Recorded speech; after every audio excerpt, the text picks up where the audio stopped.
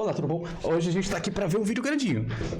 Master Alucardo, Castlevania, Círculo da Lua, né? No caso é o Circle of the Moon, eu imagino. É isso mesmo. Vamos nessa. O que é engraçado? Depois de Ele já tinha feito um vídeo de... Ele já tinha feito um vídeo desse jogo, né? Há muito tempo atrás, ali, 2018. Castlevania Loteria. Dark Circle, a minha conclusão sobre o jogo é ironicamente inconclusiva. Eu não consigo dizer pra vocês se ele é um jogo bom ou ruim. Eu consigo agora. Boa! Eu lembro que quando eu joguei esse jogo, quando eu tava começando a jogar os Castlevania de GBA, eu comecei com Harmony of Dissonance, zerei, passei pro Art of Sorrow, zerei, e aí eu fui pro Circle of the Moon. Ironicamente, Circle of the Moon é o primeiro jogo lançado pro GBA, se não me engano. Primeiro jogo do Castlevania lançado pro GBA, né, no caso. Cara, tipo, eu tava jogando o jogo, não demorou muito, tá? Eu tava jogando o jogo, eu tava explorando e pá e tal. Eu vou dizer que foi bem cansativo por causa da movimentação, era muito travada. Não que era muito travada, mas parecia muito travada, sabe? Porque eu acho que é mais por causa de animações e por causa de velocidade. Ele não tem um certo ganho de velocidade, sabe? Tipo, ele não tem um negócio tipo assim. Você tá... Eu vou fazer isso por aqui pra demonstrar. Você tá parado, aí você quer andar. Aí ele começa a andar assim. Não, tipo assim, ele tá assim, ó. Tipo, ele só vai. Linear pra caramba, não tem uma curva ali. Ele é ali muito linear. Ele só... Cadê? Ele só... Pô, acelera. Só acelera. Sem um certo... Sem uma aceleração, no caso. Não tinha uma aceleração. Ele só tinha velocidade positiva e é isso aí. Aí parecia muito travado o negócio. Foi meio chato de se jogar por conta disso.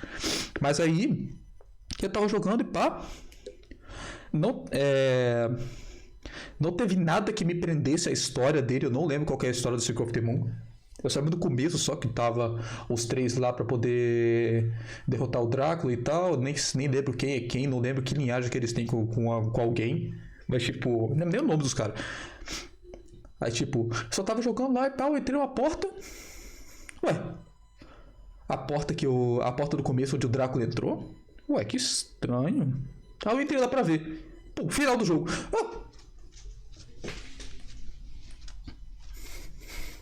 Que é isso? Já tô no final do jogo? Mas que negócio é esse? Eu tô quanto tempo jogando esse troço? Algumas horinhas só? Mas já tô no final do jogo? Que negócio é esse? Mas realmente eu tinha andado o suficiente pra já conseguir entrar no castelo, no negócio. Eu não lembro se tinha alguma coisa que eu tive que ativar pra poder eu conseguir entrar na sala final, no boss final, né? Mas eu só cheguei na sala pela primeira vez, entrei na porta e eu entrei no boss final. Eu vou dizer, você olha o cenário do negócio, você olha o boss e tal, ele parece ser muito difícil, mas ele é muito fácil. Pelo menos pra mim ele foi muito fácil. Eu não tinha muitos itens naquele ponto, eu não tinha nenhuma carta. Eu acho que eu não tinha pego nenhuma carta. E eu consegui derrotar ele muito de boa. Eita, poxa! Caraca, olha a intro do cara.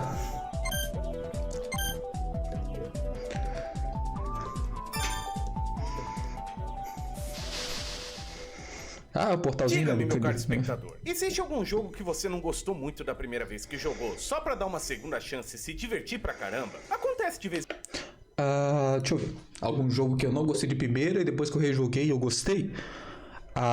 Eu diria que... O Harmony of Dissonance. O Harmony of Dissonance eu não gostei de primeira, por conta dos sprites serem ligeiramente grandes. Mas depois eu descobri que a movimentação do Harmony of Dissonance é maravilhosa, cara. Pra mim, a movimentação do Harmony of Dissonance é melhor do que a do Art of Sorrow. Tipo, principalmente pelo fato de que... Duas coisinhas. Aliás, três coisinhas. Primeira coisa, dashes. Segunda coisa, livro de gelo. Terceira coisa, a sub-arma que eu não me lembro qual era, que te dava um escudo parecido com o do Gladius. Eu não era derrotado por nenhum bicho por conta disso. Ele era maravilhoso, maravilhoso. De vez em quando, né não? Às vezes, o nosso emocional não tá regulado para aquele tipo de experiência naquele momento no espaço-tempo, tornando a jornada do jogo chata, desinteressante ou às vezes até mesmo ruim. Meu exemplo favorito disso aconteceu com Deus Ex, um jogo de Sério? PC lá de 2000 que você muito possivelmente já ouviu falar. Lá por 2010 Só ouvi falar por causa do nome Deus Ex Machina. mais ou menos, se tu colocasse lista de melhores jogos de PC no Google, Deus Ex estava sempre entre os primeiros lugares, junto com Planescape Torment e outros. Aí, me meti a jogar e me deparei com uma velharia que simplesmente não me agradou. A mira demorava pra fechar no cara, a interface era toda esquisita e se os gráficos quanto que ficassem... demorou pra A mira fechar? demorava pra fechar no cara, a interface era toda esquisita e se os gráficos ficassem mais quadrados eu ia confundir o jogo com um mod de Minecraft. Então, achei que todo mundo tava contando lorota a respeito do jogo. Alguns anos mais tarde, lá por 2017, dei outra chance pra ele. Agora, um pouco mais velho, meio cansado de videogames genéricos e buscando alguma coisa pra preencher o vazio da alma, que experiências memoráveis vão deixando. E adivinha só, clicou, Deus Ex é um dos meus jogos favoritos hoje em dia e toda vez que eu vejo algum meme com o famoso Jace Denton, abro um sorriso de ponta Ah, é do Deus Ex isso aí? da ponta que demora pra fechar. Aconteceu a mesma coisa dentro de Castlevania. Lords of Shadow 2 foi um jogo que inicialmente me amargou e que hoje em dia gosto bastante, com algumas ressalvas, é claro. Nem mesmo eu consigo criar coragem pra defender a história confusa e as desnecessárias partes de furtividade, mas até mesmo eu sou mente aberta o suficiente pra mergulhar no sistema de combate pra encontrar minha diversão. Mas pior que parece, o sistema de combate do Lords of Shadow parece ser muito, muito legalzinho também, cara.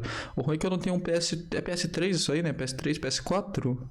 Eu não consigo jogar. Agora que cobri infelizmente. Devil May Cry inteiro aqui no canal, criei uma admiração ainda maior pelo lado experimentativo de Lords 2. Todo santo dia faço reza pra Mercury Steam anunciar o terceiro jogo, mas, infelizmente, tamo na timeline ruim. É graças a experiências como essas que eu acho importante não fechar portas pra sempre, sabe? Podemos sempre encontrar a nossa próxima paixão numa coisa que não era tão legal antigamente. Mas claro, né? Se essa porta tiver um personagem de anime com uma chave gigante e o Pato Donald do lado fazendo aquele...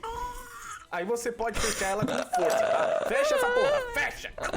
Só que honestamente falando, o caso contrário também acontece. Algumas vezes você joga um game, gosta dele, e alguns anos depois descobre que aquilo que você antes gostava não era tão bom assim. Talvez você jogou coisas melhores no processo, talvez seus gostos mudaram, ou possivelmente aquilo sempre foi ruim e você que era bobinha. Ei! Teve algum jogo que foi assim comigo?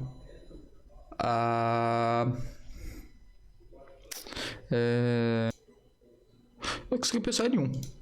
Acontece. O jogo que vamos falar aqui hoje, no caso, Castlevania Circle of the Moon, é mais ou menos assim pra mim. Joguei ele pela primeira vez no meu PC amarelão da Positivo. Pra que eu falei, eu joguei ele pela primeira vez e eu já não achei bom, então... E hoje em dia... Eu tenho que rejogar pra poder ver. Porque eu tenho todos os jogos de GBA baixados no meu celular, cara. Dois jogos que eu tô querendo jogar é o Hammer of Dissonance de novo, depois de ter zerado ele 3 vezes. Ele de novo. Mas ele não tem, na verdade não tem tanta vontade assim não, dá mó preguiça. E o A Link to the Past, que eu só joguei uma vez e zerei uma vez. Lá por 2007 e 2008, na época que eu jogava Ragnarok Online também, quando tinha recém-descoberto a maravilha dos emadores de Game Boy Advance, que rodavam em qualquer lataria de computador que tinha por aí. E assim, até mesmo naquela época eu já achei esse jogo meio torto, tá? Uma coisa que eu achei estranha, não muito nessa parte, mas foi mais focado na parte do GBA. Tem muito jogo de Super Nintendo que funciona no GBA. Tipo assim, você já viu aqueles... eu não sei se é alguma coisa de otimização de emulador, alguma coisa assim. Aí tipo, você já viu aqueles emuladores piratão que lembram que tem o formato do PSP, sabe? Que tem o formato do PSP, é como se ele pegasse a carcaça do PSP e colocasse um sistema diferente lá dentro e tal. Muito simples. O negócio que eu acho estranho é que a maioria desses emuladores, eles rodam GBA perfeitamente. Mas eles não rodam Super Nintendo perfeitamente. Aí tá, Super Nintendo é um pouquinho diferente e tal, mas tipo... A Link to the Past tem pra GBA. Não é? Que eu me lembro, ele tem. A Link to the Past GBA. Tem. Eu não sei se tem... Aqui, ó, tem esse vídeo de comparação aqui. Eu não sei se tem coisa diferente entre eles dois, né? Questão de gráfico mais simples, sei lá.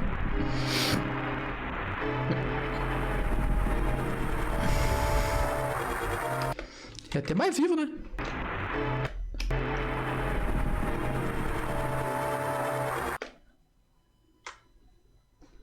Fala a verdade, eu prefiro a versão de GBA. Tá, eu acho que eles devem ter otimizado bastante coisa pra caber no GBA. Mas putz, Guido, esse jogo inteiro roda no GBA.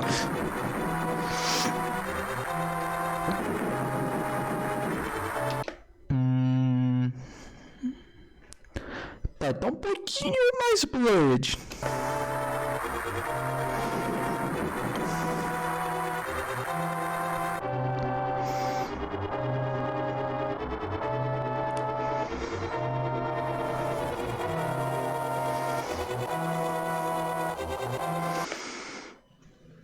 Não sei, mas enfim,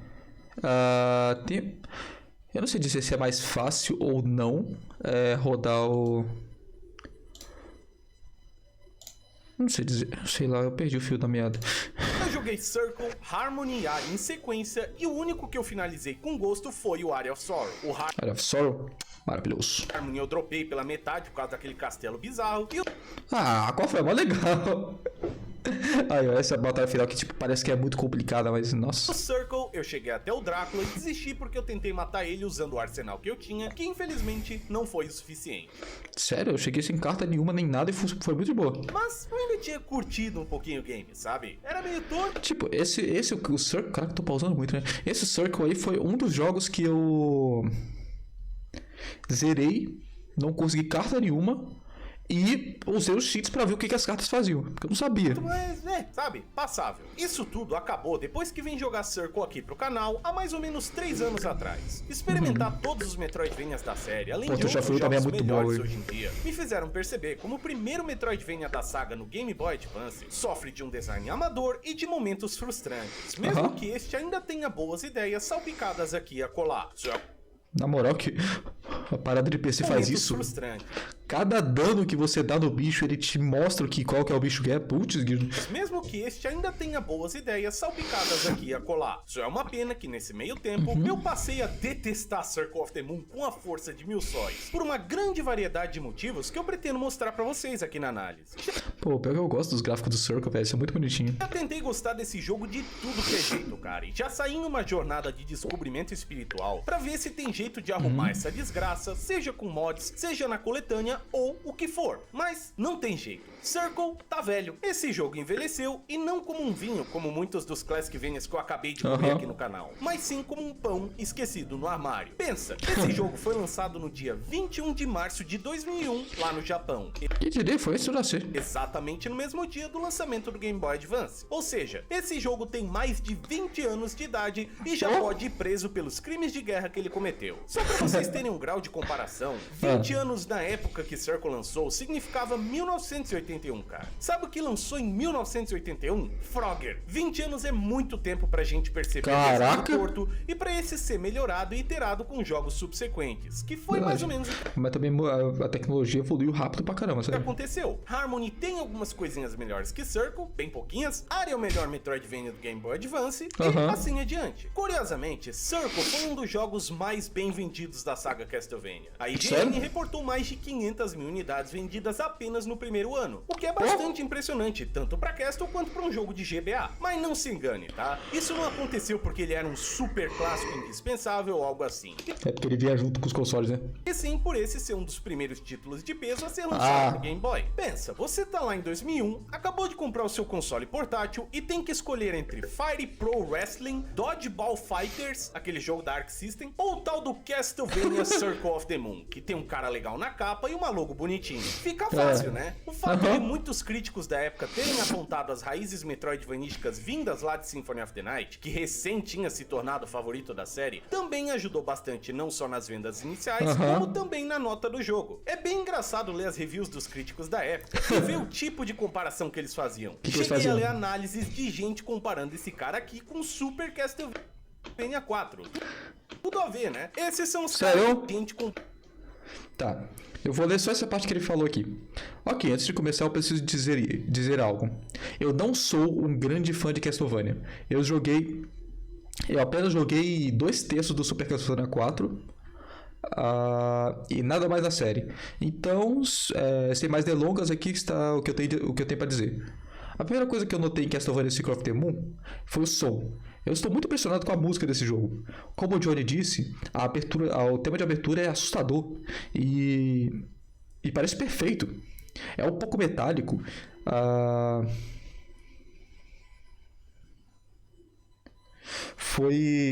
Teve um downgrade para 8 bits na saída.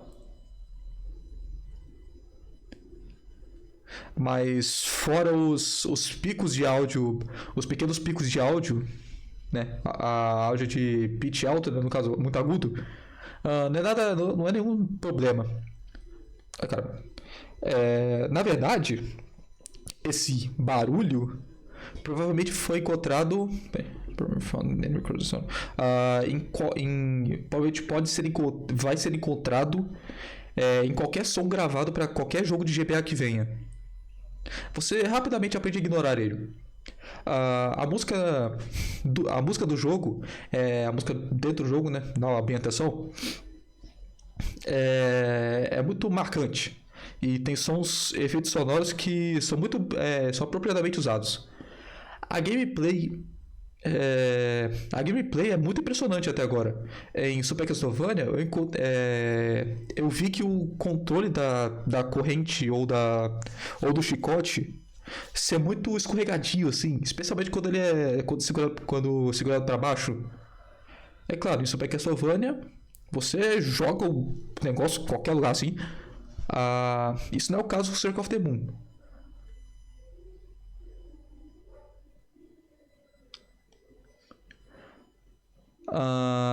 Me deixando jogar o jogo sem precisar de ter um travesseiro macio para socar.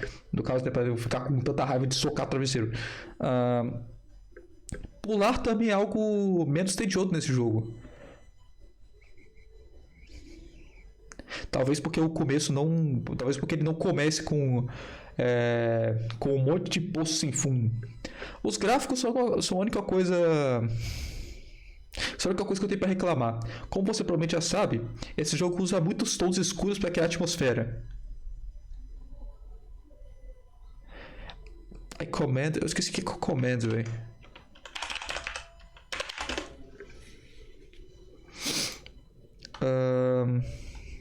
Que tem em inglês. Command. Recomendar, tá.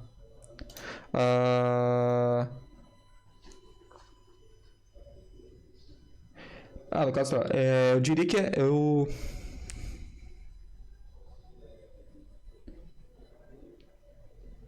Cara, que aumento que a Konami forneria. Tá, eu diria que a Konami teve essa ideia, mas só faz o jogo ser mais difícil de ver, né, no caso. Pior que é verdade, né, porque o Game Boy mesmo era muito escuro pra você ver. Talvez você tente usar a sua luz pra ajudar. Caramba. Mas não tenho certeza. A minha luz, né, aquela luz que fica atrás assim para iluminar o negócio, não ficou muito bem. Não deu muito certo, né? A animação é estranha, mas você vai se acostumar quando você jogar por um minuto. Comparando esse cara aqui com Super Castlevania 4. Tudo a ver, né? Esses são os caras que davam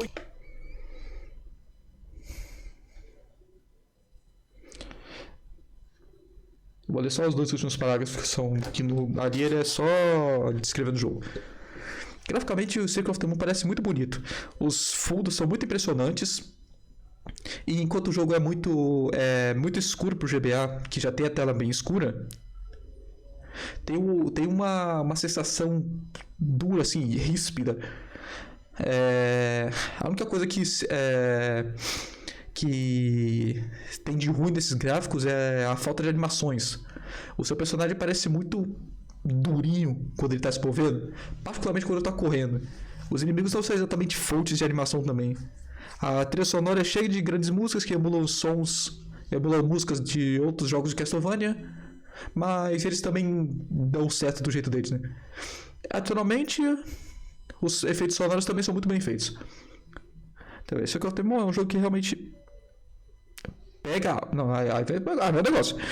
Circle of the Moon é um jogo que realmente pega o que se...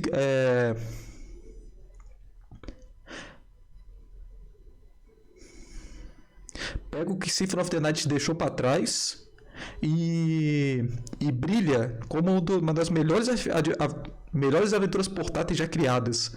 Qualquer um procurando uma aventura 2D incrível, não só os fãs de Symphony of the Night, com certeza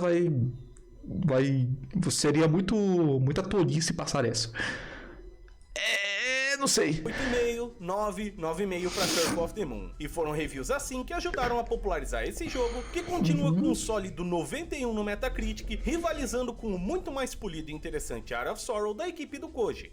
Tem isso também. Circle of the Moon foi o único Metroidvania da série que não teve envolvimento de Koji Igarashi, um dos diretores de Symphony e futuro cabeça principal de Castlevania. Circle foi desenvolvido por outra divisão da Konami, que trabalhou em outros 2 jogos. Quer saber qual foi um deles? Tá de sacanagem. Pois é, mas pelo menos eles desenvolveram Legacy of Darkness, que é um jogo foda e não deixe ninguém te dizer o contrário, tá? O Legacy eu nunca joguei. Acertaram 1 em 3, mas acertaram 1. Enfim, gurizada, haja aula de história, né? Ainda dá pra falar mais um monte desse jogo sem nem sequer falar do jogo em si. Mas você não tá aqui pra ver esse tipo de vídeo, e sim pra ver minha reanálise desse camarada que tanto desgosto. Tá na hora, não acha? Pra esse vídeo, zerei Castlevania Circle of the Passou 4 anos, né? 5 vezes, uma em cada modo disponível, incluindo o Tiff. Ano passado, em live, zerei o jogo... Ó a cabecinha do caralho, ó a cabecinha. Usando o mod de cartas, que inclusive divulguei aqui no canal no passado. Então vamos dizer que zerei 6 vezes, porque as coisas que me incomodaram no ano passado ainda me incomodam aqui. Só que eu não parei por aí. Eu comprei a coletânea de Castlevania na Steam. Paguei 100 conto e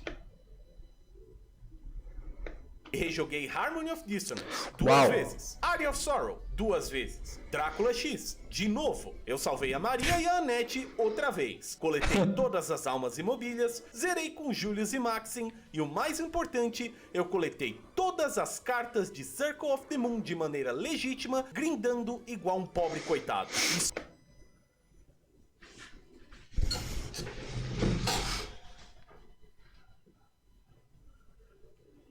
GTF para esse homem, ele sofreu. Só pra botar a cerejinha no bolo, aproveitei e fiz 100% do mapa também. Tá aqui.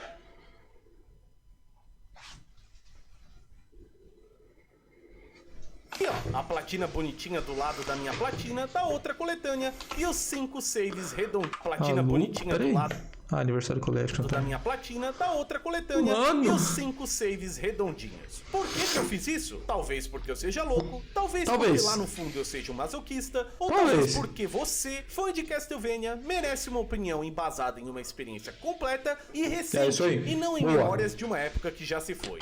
Tudo pelo conteúdo. Então, bora nadar na nossa última reanálise de Castlevania, enfrentando o Nêmesis do meu canal. O Castlevania que você precisa ser um belo de um palhaço pra você platinar. Círculo da Lua? Esquece, rapaz. Isso aqui é o Circo da Lua. Sem mais delongas, vamos lá! Vamos lá! Circle começa em 2 palitos. Depois de 8 minutos de introdução dele e 24 minutos do meu vídeo, vamos começar.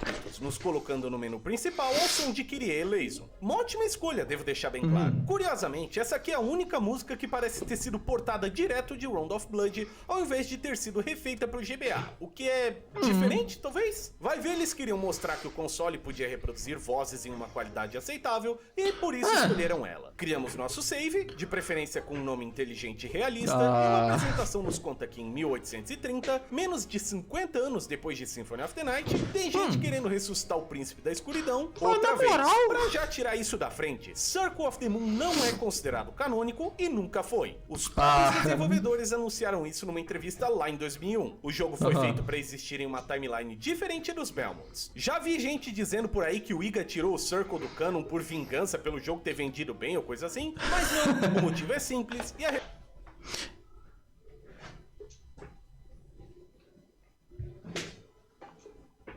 resposta também. Isso não impede esse game de ter uma história mais ou menos, sabe? Drácula é ressuscitado por Carmila, ou melhor, Camila, pra atacar o terror no mundo, e 3 caçadores de vampiros estão aí pra impedir que isso aconteça. Morris Baldwin e seu filho, Hugh Baldwin, e Nathan Graves, o nosso protagonista. Felizmente pra nós, o vampirão não está com seus poderes completos, possuindo apenas os... Porque eu não sei se é porque não foi feito pelo Igarashi, né? Mas tipo, caraca, mano. É tudo muito diferente, cara. O Drácula tem de cabelo branco. Quem é Camila? Camila acho que já reapareceu no Lords of Shadow, eu acho. Suficiente pra mandar um morcego explosivo no pé de 3 caçadores que não fazem o menor esforço pra desviar do ataque. O chão quebra e tanto o Hugh quanto o Nathan são separados do velhote numa queda tão absurdamente gigante que eu não faço ideia de como eles saíram vivos. Os dois se separam graças a uma discussão boba e finalmente tomamos o... O pior é que esse poço aí, cara, ele é absurdamente alto, ele é desnecessariamente alto. Sabe o que é pior? No meio dessa queda livre que não tem absolutamente nada pra você prestar atenção, tem um caminho secreto ali. Controle do personagem. A primeira coisa que você vai perceber Como é que você descobre isso na primeira vez? Lento tipo Classicvania, se não mais, devido à escala das fases. Vai ver que a queda realmente afetou as pernas do camarada e ele agora tá aí esmagado e achatado. Outra coisa que chama atenção quase imediatamente é que Nathan bate com um chicote, mimicando os Belmonts lá dos jogos antigos. Erroneamente, chamei essa arma de Vampire Killer na minha análise original, quando seu nome real é Hunter's Whip. Ó, tá aí no manual. É fácil confundir porque toda santa vez que você abre o menu do jogo, aparece o Vampire Killer lá em cima. Então, foi mal aí, gurizada. De qualquer maneira, o chicotão funciona praticamente igual aos outros da saga, que exigem um pouco mais de concentração antes de sair aplicando a dose diária de sua. Passamos uns esqueletinhos e então... Caraca, olha o desenho! Caraca, o pai tá no shape, mano.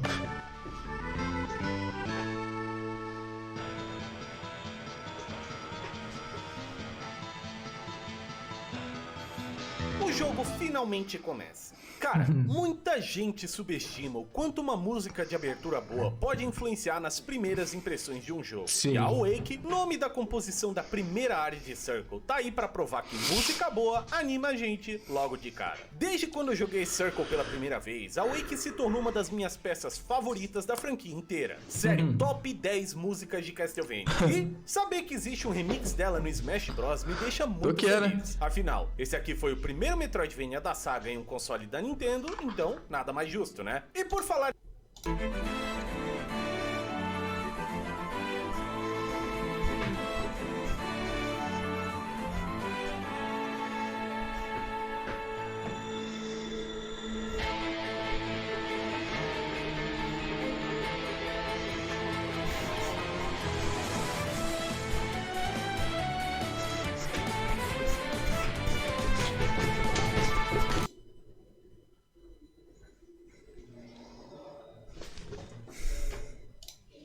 Em Metroidvania, as influências do irmão mais velho de Circle já aparecem aqui na primeira área. O dano do chicote aparece nos golpes, temos um sistema de RPG com experiência, atributo e drops de itens com equipamentos e consumíveis de diversos tipos, salas de save e teletransporte servem de repouso entre as jogatinas, e upgrades escondidos deixam o nosso personagem mais resistente. Apesar da movimentação mais travada e do uso do chicote, Circle é um Metroidvania do cabo até o rabo. E ver que os desenvolvedores conseguiram tamanha ambição para um dos títulos de lançamento é bastante impressionante, tanto pra época como pra hoje em dia. Percorremos o castelo em busca dos lacaios do Drácula, que estão geralmente localizados no final de cada um dos setores principais, e recebemos melhorias ao derrotá-los, como o pulo duplo, o salto na parede ou a poderosa habilidade de empurrar caixas de madeira. Não me pergunto por quê. Essas habilidades então são usadas para conseguir mais upgrades, para fazer o famoso backtracking pelo castelo e para acessar novas áreas para prosseguir. Repita algumas vezes até chegar no Drácula, chuta a bunda dele e tcharam, tá aí a sua experiência com o jogo.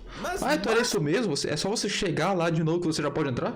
Você aponta pra mim. Isso é literalmente Symphony of the Night. Esse jogo é Symphony of the Night? Não, esse jogo é Symphony of the Night. Digo, esse é só muito parecido. Circle segue a mesma fórmula que fez Symphony ser o sucesso absoluto que é, mas se diferencia principalmente na questão dos equipamentos de Nathan. Apesar de ainda existirem armaduras, acessórios e consumíveis, a jogabilidade funciona em cima de sistema de cartas de Circle, o tal do Dual Sim. Setup System, ou DSS. Basicamente, Nathan pode equipar uma carta de atributo e uma carta de ação ao mesmo tempo para Sim. criar um efeito único e imediato, como colocar fogo no seu chicote, Isso aumentar é muito sua legal. resistência a um elemento específico, ou até mesmo invocar ataques mágicos poderosíssimos. Esses efeitos podem ser ativados ou desativados a qualquer momento e consomem essa barrinha azul quando usados, também conhecido Sim. como mana, magia, qualquer coisa. Existem 10 cartas de atributo e 10 cartas de ação, totalizando 100 combinações diferentes para o jogador experimentar. Isso é meio Sim. absurdo, você não concorda? 100 combinações diferentes de cartas é uma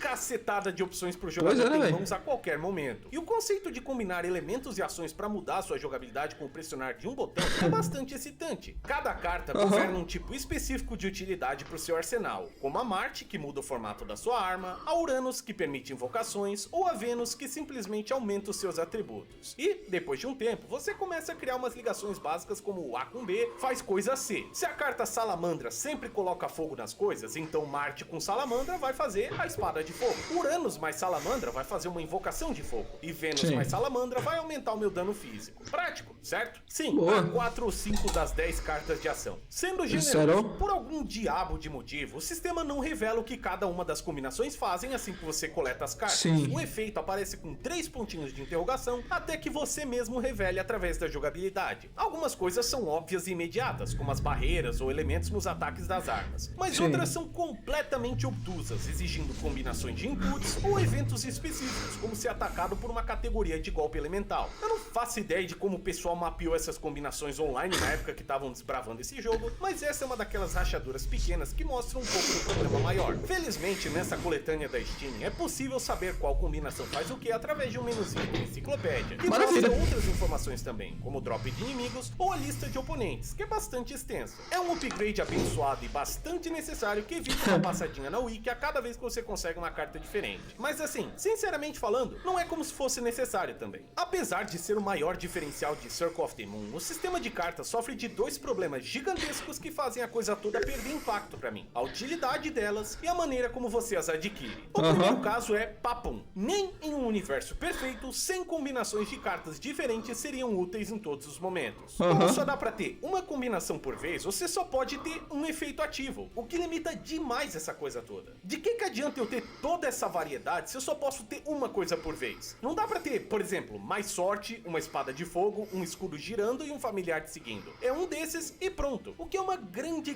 pena, cara. Existem combinações legais aqui, que seriam mais interessantes ainda se pudessem ser ampliadas pelo efeito de outras cartas. Quase Sim, como se realmente. fossem, sei lá, slots de equipamentos, sabe? Imagina se você tivesse um número de slots que pudesse alocar tais combinações para ativarem com o pressionar de um botão. Seria bem Boa. mais interessante, não é? Da maneira que foi implementado no jogo, o sistema meio que direciona o jogador para algumas combinações otimizadas, deixando todas as outras 90 e tantas completamente obsoletas.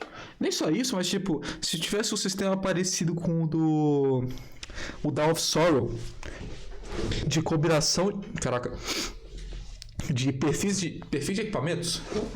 No caso, por exemplo, no perfil 1, eu deixo essa combinação de cartas, no perfil 2 eu deixo essa combinação de cartas.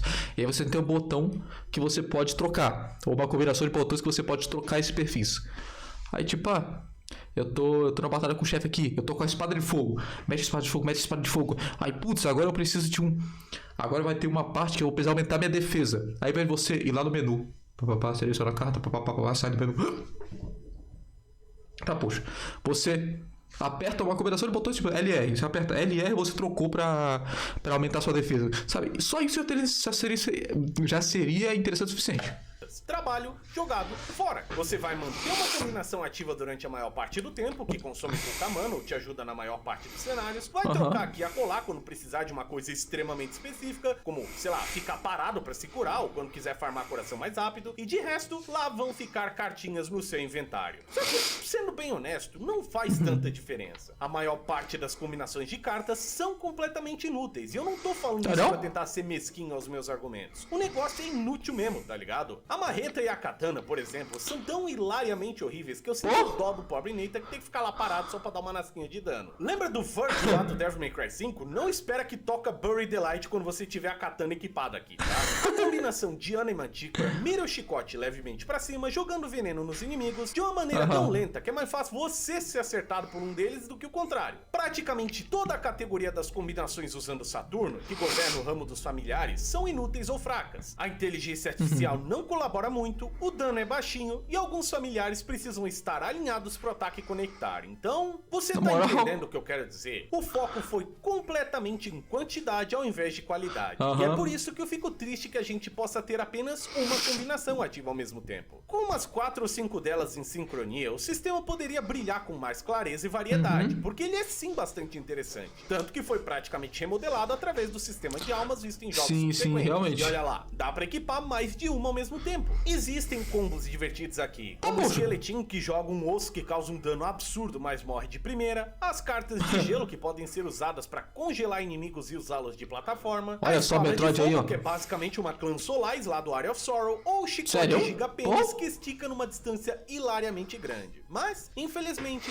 estes são afogados em um mar de combinações medíocres. Ter que pausar pra trocar essas ditas cujas toda hora também não ajuda o caso, e faz todo o sistema cair por terra. A ideia é genuinamente foda e eu fico pasmo que conseguiram implementar isso num jogo de lançamento do Game Boy, mas não houve tempo suficiente pra... Caraca, é um ataque muito absurdo para alguém que tá tirando 2 de dano. Realmente dar botas pra esse negócio ocorrer. Uma pena, cara. Claro, eu tô falando isso tudo assumindo que você terá as cartas em mãos, né? Que foi? Achou que o único problema do sistema era umas cartinhas ruins? Ah, se fosse! Além das misturas serem 8 ou 80, Nathan ainda tem que lidar com o problema de conseguir as ditas cujas das cartas, através do drop aleatório de inimigos. Se a sua sorte não estiver alinhada no dia, é bem provável que você passe a maior parte da aventura usando apenas uma variação do chicote básico ou aumentando algum atributo, como for. Ou no meu caso, nenhum deles, né? Porque eu não peguei nenhuma carta, então... Por sua defesa. Na verdade, mesmo que você ativamente conheça esse sistema a fundo, isso vai acontecer porque as chances de drop são estupidamente baixas. Eu já martelei isso o suficiente no vídeo antigo, mas vou falar de novo. Existem monstros que oferecem cartas com chances de drop abaixo de 1%. Menos de 1% de chance de conseguir o bagulho, cara. As únicas maneiras de melhorar isso é evoluindo o atributo sorte através de equipamentos, que também são conseguidos por drops, através de mais níveis ou de uma combinação de cartas que...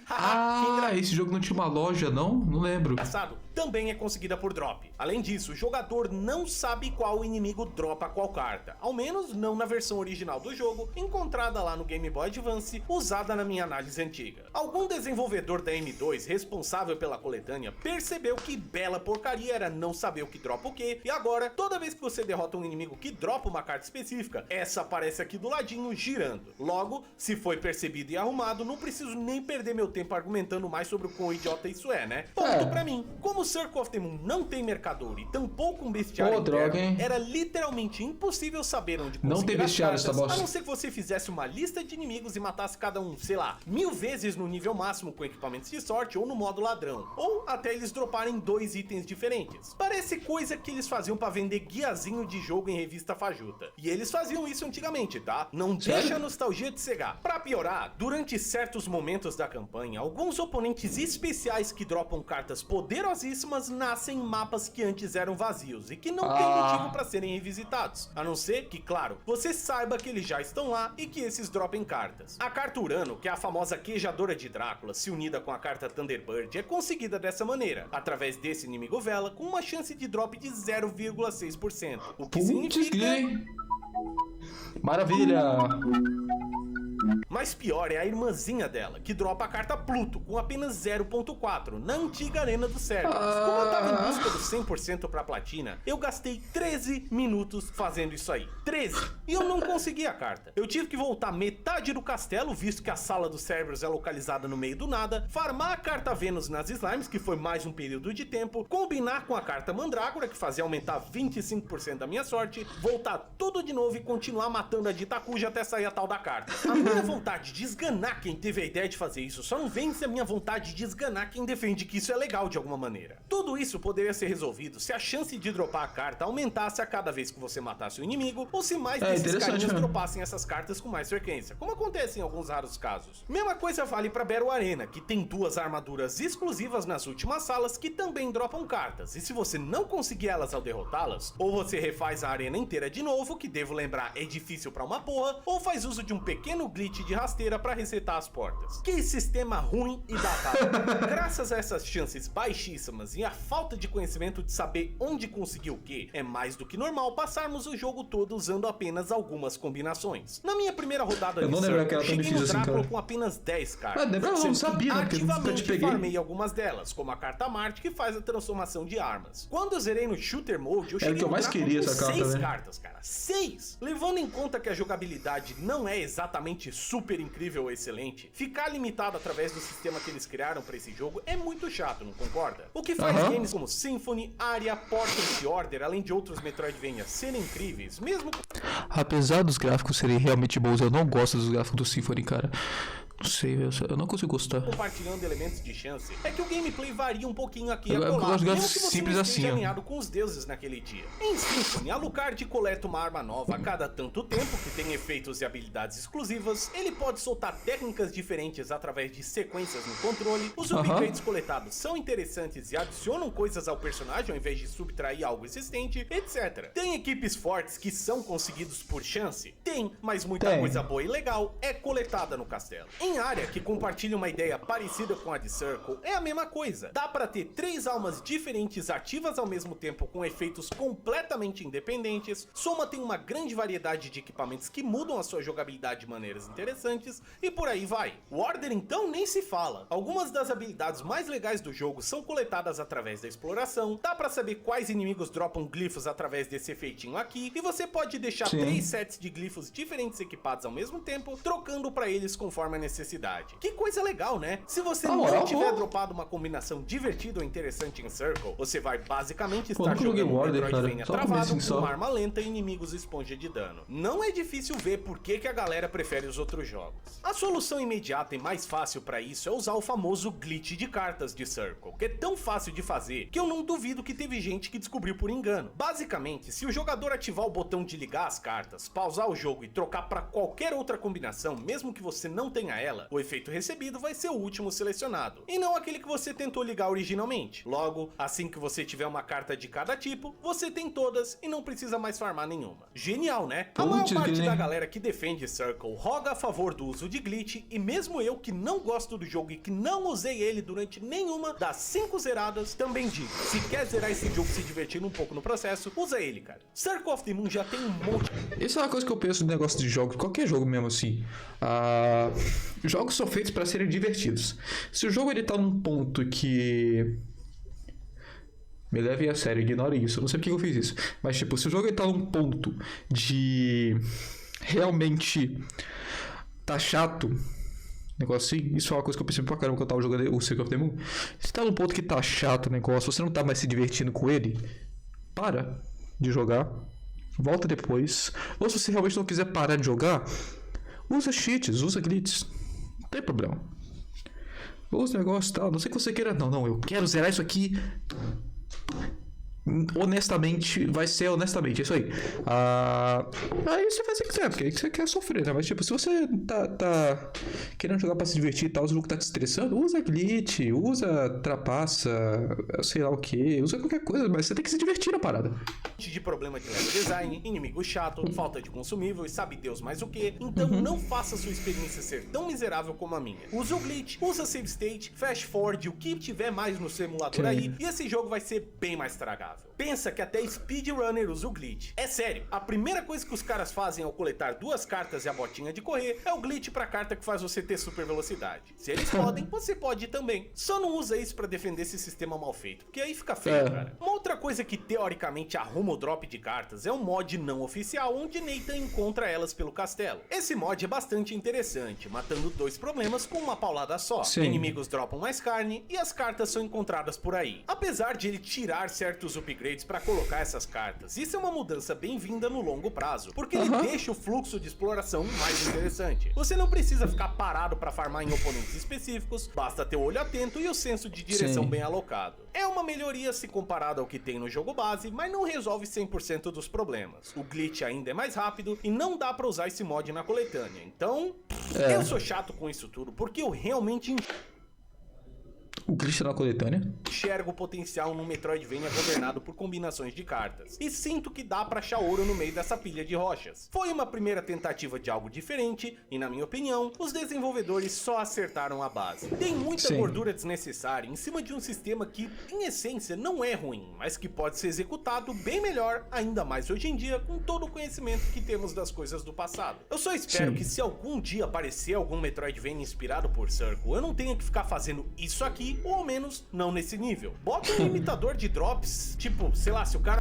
Tipo, por exemplo, no Symphony of the Night, eu só lembro de um ponto que você tem que ficar indo, voltando, porque que é o pra conseguir a Crystal Green.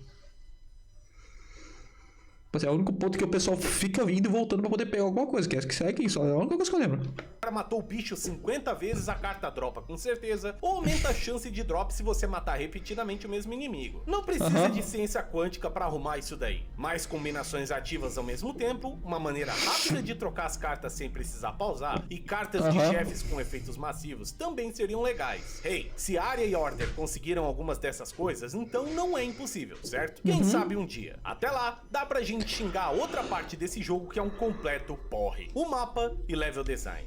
Caraca, o que ele A falou? outra parte desse jogo que é um completo porre: o mapa e level design. Existem alguns exemplos na franquia Castlevania de como não fazer um mapa de Metroidvania. O castelo invertido do Symphony of the Night é um deles, visto que ele nem sequer foi projetado para ser navegado de cabeça para baixo. 5 minutos em Outer Wall e você vai rezar sem Ave Maria para ter o elevador de volta. Outro caso parecido é o Harmony of Dissonance, com seus 2 castelos confusos, seu mercador aleatório. Confuso nem tanto, cara. Eu diria que isso é chato às vezes, o fato de você ter... putz, fiz isso aqui. Deixa eu voltar pro outro castelo agora e fazer isso aqui no mesmo ponto. Aí naquele outro ponto lá, voltar pro outro castelo pra fazer aquele negócio. Essa viagem assim que às vezes é meio chata. Mas confuso não é não. Suas passagens bloqueadas e a música horrível irritando a sua exploração momento a momento. A música realmente, por isso que eu jogo ele mutado. Mas nenhum deles consegue derrotar a completa desgraça que é explorar o castelo de Circle of the Moon. Que design cansativo, cara. Eu sou um maluco que consegue tancar sistema de combate fraquinho ou falta de variedade se a exploração de um Metroidvania for divertida. Mas infelizmente, Circle tropeça na própria ambição de querer colocar um castelão gigante num jogo onde o personagem se move devagar e onde os cenários apontam mais pra cima do que pra horizontal. Joga um monte de caixa e barreira em todos os cantos e você tem um dos games mais frustrantes de se navegar que esse gênero oferece. Sinceramente, eu não sei nem por onde começar a falar sobre isso, porque é tanta coisinha pequena ou grande que... tipo, se você pegar os upgrades de quebrar as pedras, né, o bash, e o upgrade de você conseguir empurrar as caixas, você explora grande parte do castelo já. Incomoda a curto e longo prazo, que é difícil separar uma da outra. Acho que a primeira coisa que o jogador vai perceber é justamente a verticalidade do castelo. O primeiro grande acontecimento de Circle é justamente a queda livre do Nathan naquele poço enorme, né, não? Isso é o primeiro grande acontecimento que o jogador vai perceber é justamente a verticalidade do castelo. O primeiro...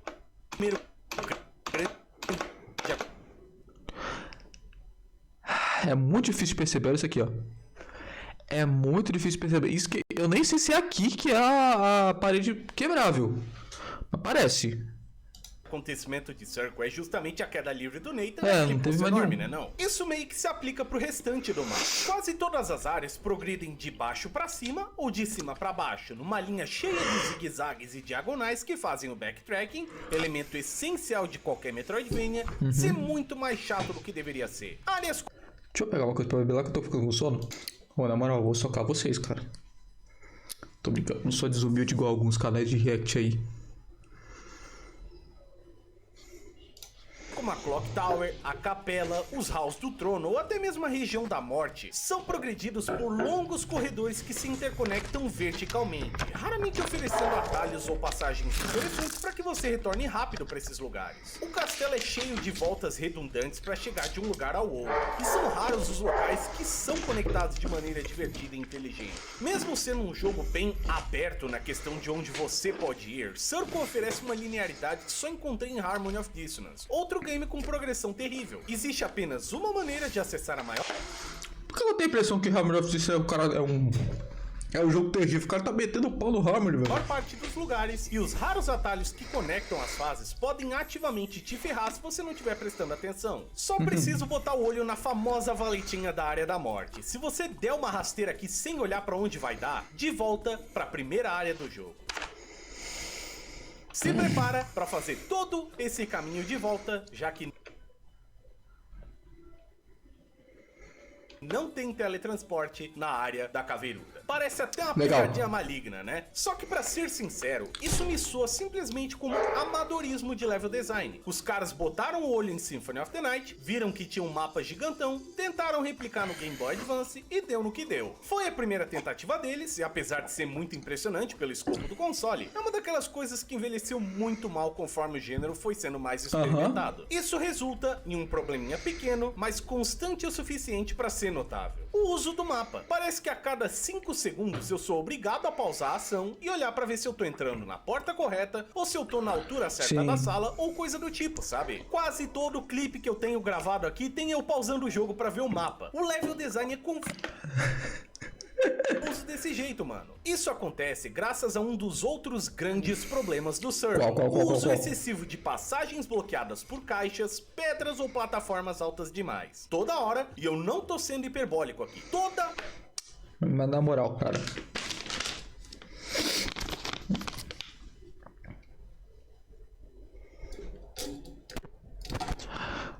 Partilhas com o Gozão. Ora você dá de cara com uma pedra, uma caixa, uma parede que sobe, chocolate. ou algum tipo de passagem bloqueada, povoando seu mapa inteiro com... Pode ser um negócio da minha tela. O que é isso aqui?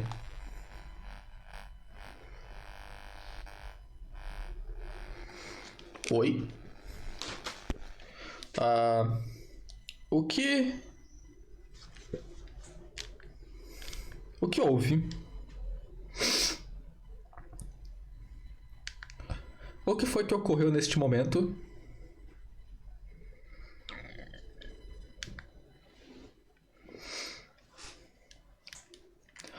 Parece que algum celular se conectou à minha TV.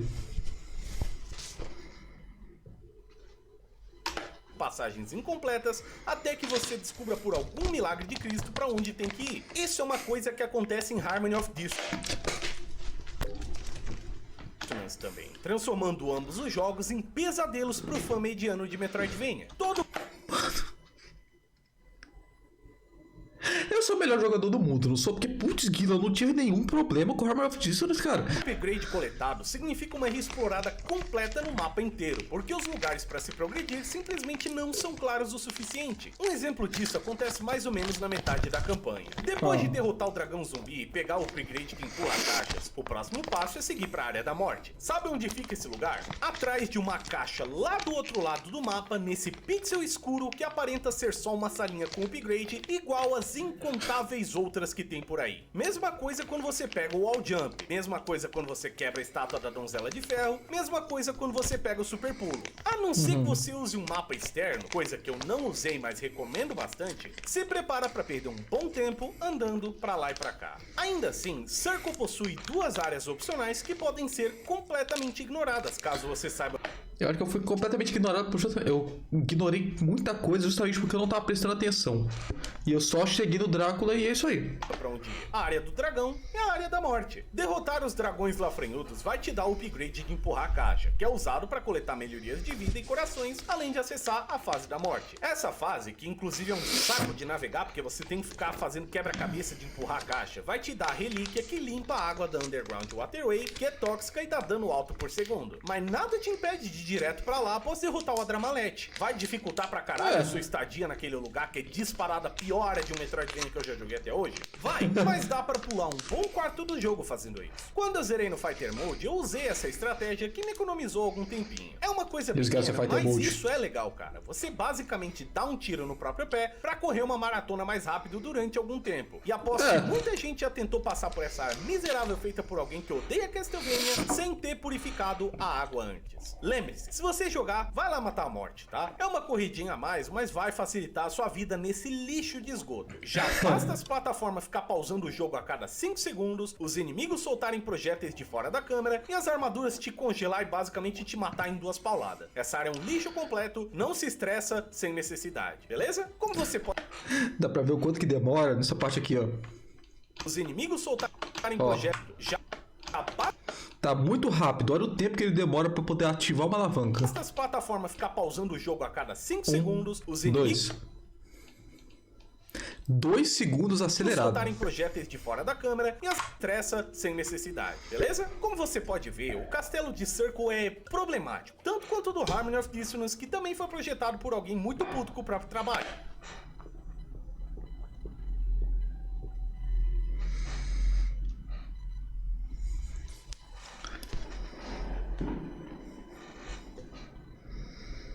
O que eu fiz de errado, cara? O que eu fiz de errado pra achar Harmony fácil? O que eu fiz de certo? Eu não sei. São 2 exemplos de como não projetar a sua fase em Metroidvanias, e se você quer construir o seu, recomendo muito jogar esses 2 jogos. É preciso jogar o bom e o ruim pra saber o que o bom faz melhor. Só que o Harmony tem uma pequenina vantagem sobre o Circle of the Moon, que leva ele 1 grau na questão de exploração. Apesar do jogador também dar de cara com portas fechadas, passagens bloqueadas e tudo mais que irrita pra uma desgraça, Harmony te dá as esquivas de Just Belmont. Deslizar o cara por aí é satisfatório pra caramba, e é a única coisa que leva a exploração daquele jogo para um nível um pouquinho maior do que o visto aqui. Recomendo não usar essa cruz aí. Ah, lembrei. É o livro? É a Bíblia. É a Bíblia com o efeito de escudos. Acho que é vento, né? O verde mesmo. Ou era azul? Acho que era o azul, na verdade. Enfim, é a Bíblia com outros efeitos ali que faz ficar 2 serrinhas na sua frente, girando ali, e tipo, cada vez que elas tomam dano, elas vão diminuindo até que ela acaba. Só que o negócio é que elas ficam pra sempre. Se você não tomar dano, elas não vão embora.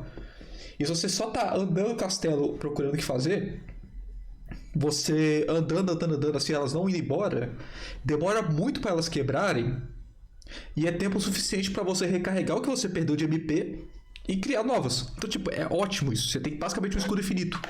O castelo de Circle é bastante cansativo de explorar, mas não apenas pelo... E é bem forte aquele escudo, ele mata muito bicho. ...design em zigue-zague ou por causa da verticalidade. O Nathan também tem culpa. Numa escolha de movimentação esquisita, os desenvolvedores optaram por fazer o caçador andar por aí ao invés de correr, num castelo desse tamanho. Isso não significa que ele não possa ir mais rápido. 2 pressionadas em uma direção e o camarada sai em disparada, numa velocidade que claramente deveria ser a padrão. Não me lembro de nenhuma ocasião no jogo onde eu ativamente preferi andar ao invés de correr, o que acaba resultando em você apertando 2 vezes numa direção sempre que quiser ir pra algum lugar. Parece pouca coisa, gente, mas sério, esse é o único Metroidvania da saga que a gente tem que fazer isso. E ter que frear com frequência por causa de pulos, ou por causa da troca de direções, ou porque você tomou dano, cansa muito a longo prazo. Sério. Sim, tipo, por exemplo, um exemplo que eu tenho de jogo Metroidvania que tem esse negócio de andar assim tranquilamente, sem ter, né,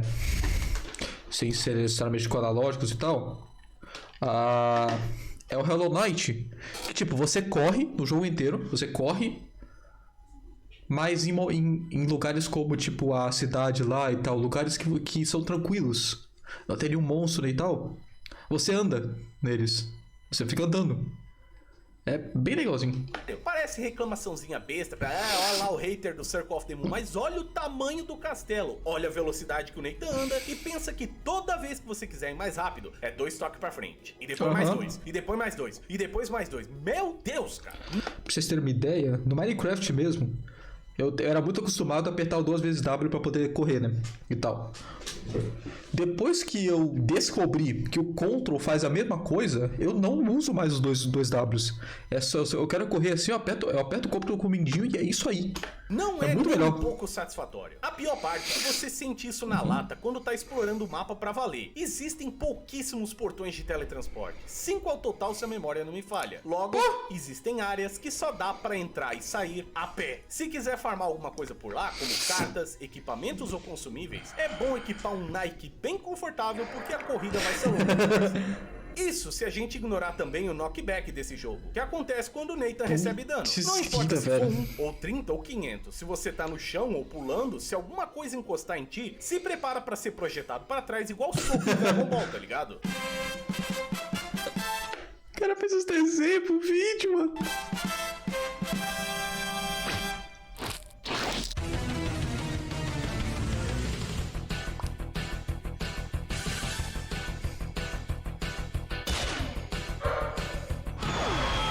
Tá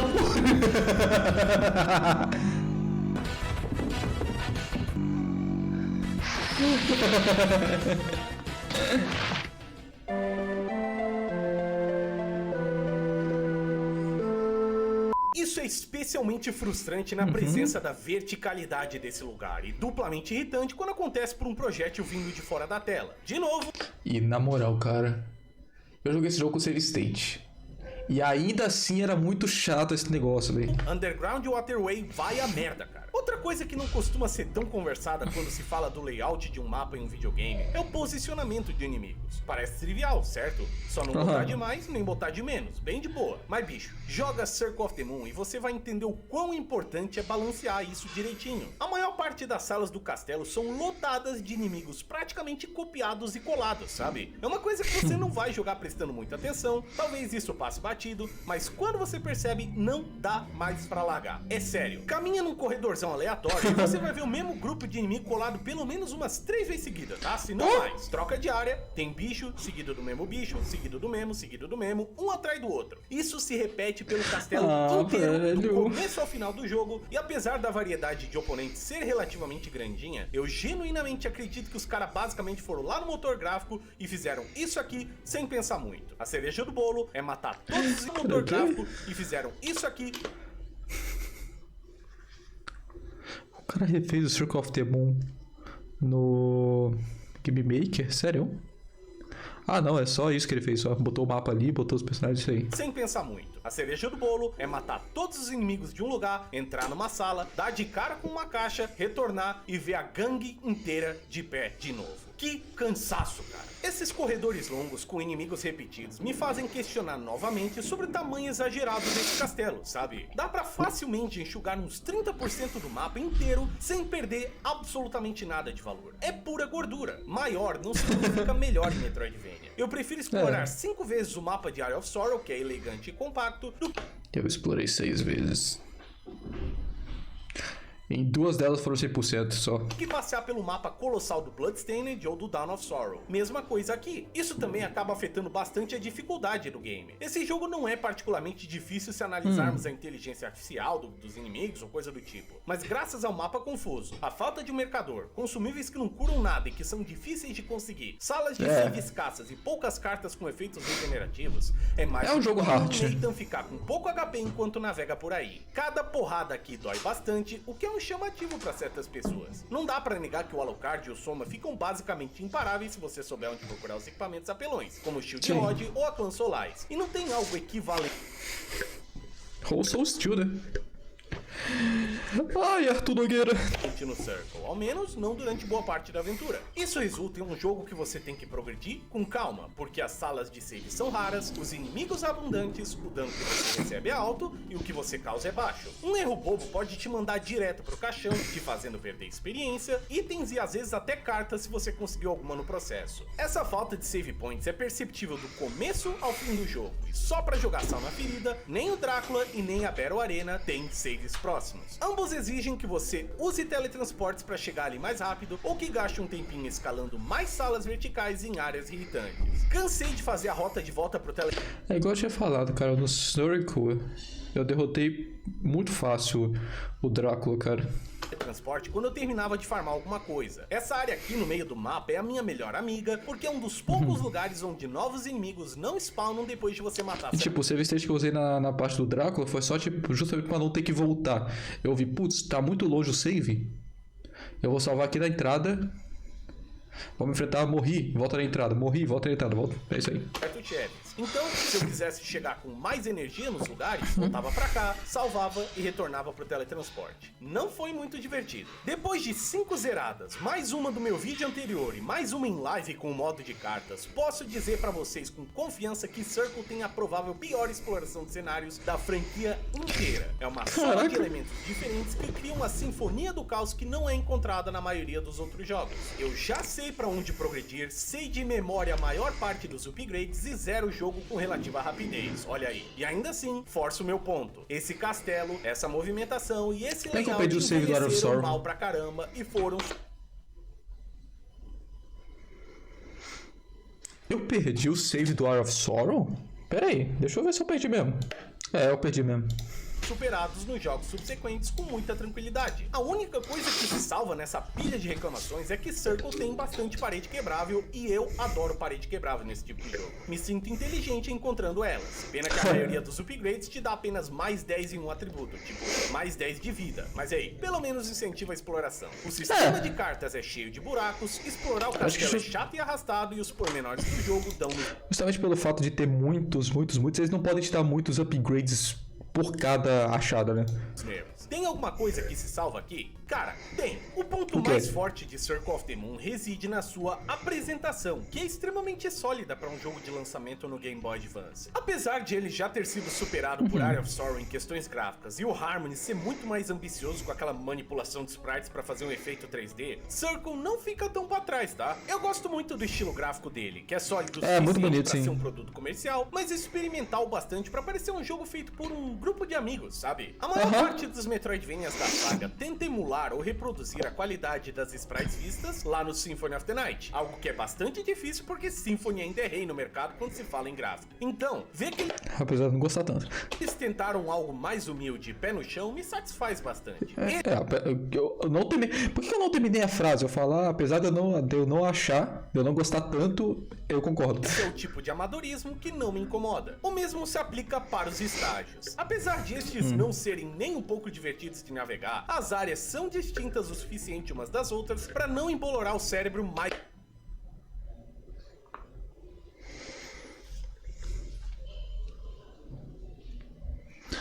Agora que eu vi que o microfone tá pegando um som externo, que som externo é esse que tá pegando? Ou tá sem efeito esse negócio? Ué, tá com os filtros, ué.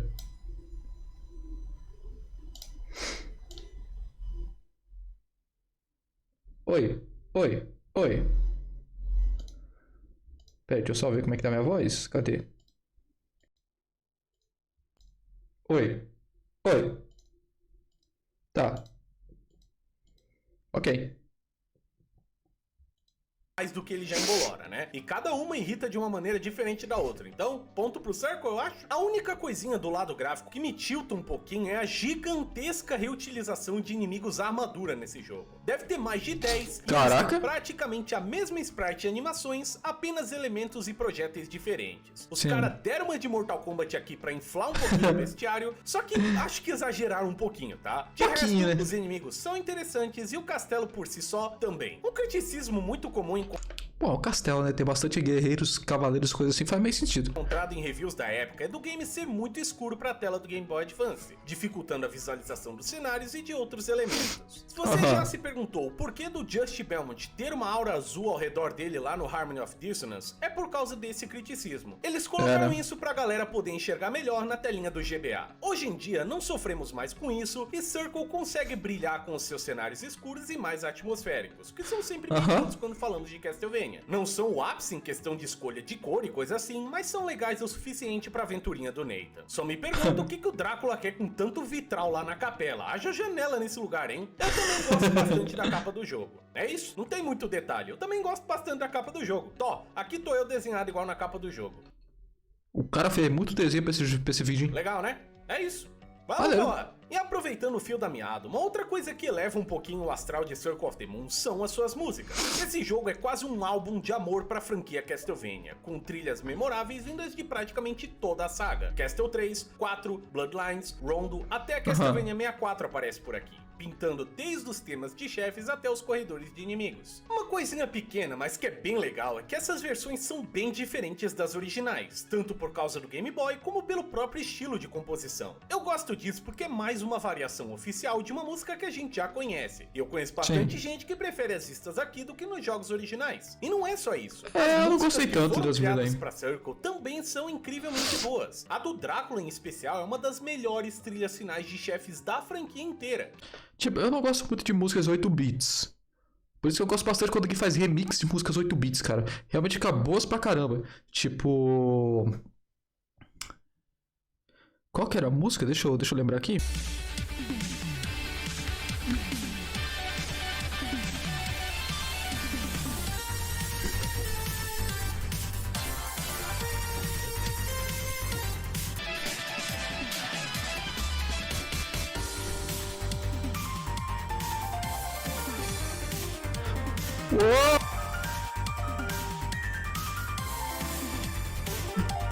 Eu gosto muito de pianinho.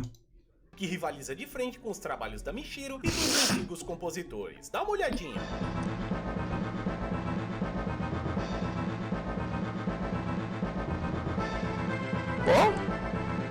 Mas vou falar, esse design do boss final do Drácula é muito bom, cara.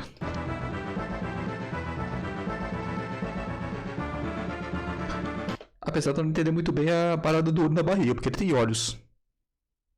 Eu acho.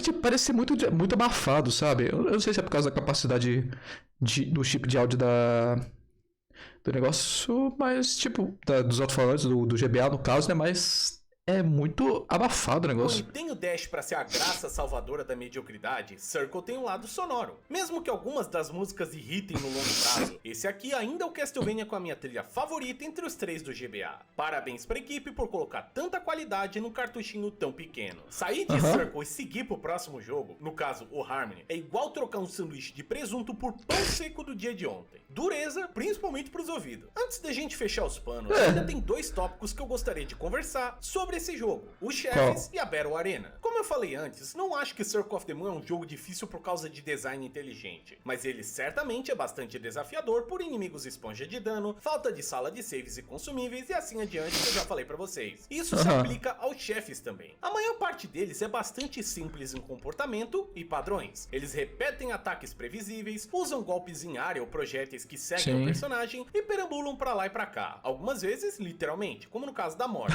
Até aí, tudo bem. Dá até pra dizer que eles se comparam a encontros de Classicvanias, onde estudar padrões recompensa o jogador. O que quebra as pernas acaba sendo o problema de dano do Nathan, que pode ou não estar com cartas boas para as lutas. Se você não tiver um kit interessante, como a espada de fogo ou algum escudo que quebra projéteis, se prepara para arrastar as lutas por um longo tempo. Chefes como os dragões, o Adramelech, ou até mesmo a Carmila tem muita energia. E no caso desses bichos fedorentos dos infernos, é muito Nossa, eu demorei pra matar, hein? E ficar ali raspando a barra de vida dos caras com um chicote lento tomando dano alto é muito cansativo e muito entediante. Mas pera, Lucard, o Nathan não depende só das cartas, ele tem os sub-itens também, certo? Certíssimo, meu amigo. Só que apenas 2 dessas armas são úteis. E olha lá, viu? A adaga dá pouco dano, o relógio só serve para inimigos comuns e a água benta nem de perto se compara dos jogos clássicos. Os únicos 2 sub-itens que dá para se encontrar alguma utilidade real são o machado, que viaja um arco seguro, e a cruz, cruz. Essa última em especial é a única que vale a pena carregar, pra ser honesto. Ela viaja uma boa distância, acerta o inimigo várias vezes, escala bem com o atributo de força e pode ser lançada mais de uma vez, ajudando a derreter a barra de vida de certos chefes. Agora que tenho mais experiência com o jogo, a minha primeira prioridade depois de conseguir o pulo duplo é seguir direto pro lado extremo esquerdo do castelo, pegar a cruz nesse lugar e nunca mais largar. Sabe o vídeo do Angry Video Game Nerd que ele fala sobre pegar a faca no Ghosts and Goblins? Get the knife. Aqui é Get the Cross. Essa arma é um diferencial supremo de dificuldade e lutas arrastadas. E é uma pena que os outros sub-itens sejam tão negligenciados. Claro, devo também lembrar pra vocês que pra usar sub-itens é necessário ter corações, certo? Então se prepara pra ficar fazendo isso antes de certos chefes. É Circle of the Moon, cara. Tá esperando o quê? Com a cruz em mãos, oponentes como os dragões zumbis... Isso que você nem pode carregar tanto, né? Você tem que ficar pegando os upgrades. Em algumas situações, dá pra torrar um bocadão de vida deles se você alinhar a arma sagrada direitinho. Isso também se aplica pros fedorentos restantes, que felizmente contam com uma hitbox bem generosa. Acertar a cruz foi uma das poucas coisas que manteve o meu cérebro ativo, gerando um pouquinho de dopamina durante essas batalhas, porque senão haja saco pra tancar o tédio, viu? E falando em ficar entediado, a luta mais chata do jogo é disparada a do velho Drácula, que eu já cansei de reclamar por aí. A batalha contra ele tem duas fases. A primeira é praticamente trivial e tá ali só pra nos lembrar do clássico repertório de ataques do vampiro. É na segunda que a coisa começa de verdade. Drácula assume essa forma bastante ameaçadora, que eu devo admitir pra vocês, é uma das minhas favoritas da franquia inteira. Acho ela bem mais legal do que a vista em jogos como Symphony, por exemplo. Infelizmente, ter esse corpo gigante não significa que Nathan pode acertá-lo em qualquer lugar, como acontece na maioria dos outros jogos. O vampirão só toma dano no olho que aparece na sua barriga e só quando esse tá aberto. Parece ruim, mas o tempo que o olhão fica ali arregalado é bem generoso e dá pra mandar uma chuva de cruzes em sua direção com bastante tranquilidade. O pior é que se você... Isso é uma coisa muito estranha, porque o mapa que deu pra ver ali é gigante. E literalmente se você ficar... esse negócio do pulo alto, assim, ele é meio que... Ele é infinito, se não me engano. Ele é infinito, todo questão é infinito. Aí, tipo, se você só ficar só lá em cima assim, só lá em cima você não toma dano nenhum, porque o Drácula só sobe até uma certa altura. Mesmo em meio aos seus ataques. Não sei por que fazer um mapa tão grande desse jeito, mas fizeram.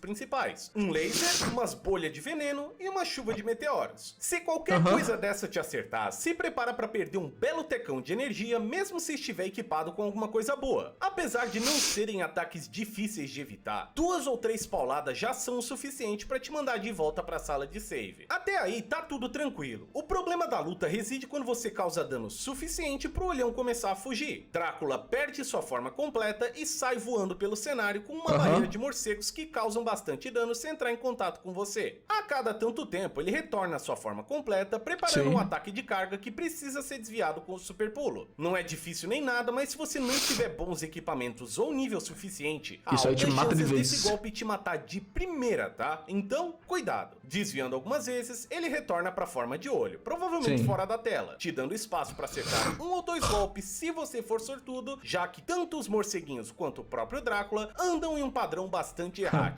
Repete o suficiente e ele morre. Bingo, certo? Se você tiver uma combinação de cartas boas, como a de invocar trovões, sim, certo. Se não, se prepara para mais uma luta chata e arrastada. Entendi porque eu demorei tanto pra matar ele, o chicote é bem fraco. O jeito que o Drácula voa pra lá e pra cá é bastante confuso e chato de acompanhar, e qualquer salto ou descuido por parte do jogador resulta em um dano praticamente irrecuperável, visto a falta de consumíveis que tem nesse jogo. Mesmo com a melhor armadura do game, 100% do mapa completo e um level bastante alto, visto que farmei todas as cartas, olha o quanto uma carga do Drácula me arranca, bicho. 300 conto. A estratégia 300 conto não, cara. Conhecida e aceita é justamente spamar a invocação de trovão, que te deixa invencível. Tá. Não, eu ia falar que ele chega lá em cima, só na forma de olho. Causa um dano considerável no vampiro e acerta a tela toda. A maior parte dos jogadores usa isso pra passar facilmente desse cara, e se você for esperto de verdade, não vai nem perder tempo farmando as 2 cartas igual eu fiz. Usa o glitch. Se tentar lutar honestamente, se prepara pra uma batalha arrastada que pode acabar te matando bem rapidamente se você se descuidar. E lembre-se, não tem save. Quanto ele tirou? Pode acabar te matando bem rapidamente se você se descuidar. E lembre-se, você não tem save perto do Drácula. Ou escala ou teletransporta. Caso o jogador queira facilitar um pouco a batalha, dá pra arriscar a Battle Arena, um literal coliseu onde Nathan tem que enfrentar inimigos tonificados com barras de vida gigantes e um dano muito aprimorado. A pegadinha surpresa aqui vem através da desativação do sistema de cartas. O MP de Nathan é zerado no começo da arena, forçando-o a usar apenas o chicote e os sub-itens, que felizmente são providos na entrada do lugar. O jogador passa sala a sala, derrotando monstros cada vez mais fortes, tendo um breve espaço para respirar e coletar 15 corações no final de cada confronto.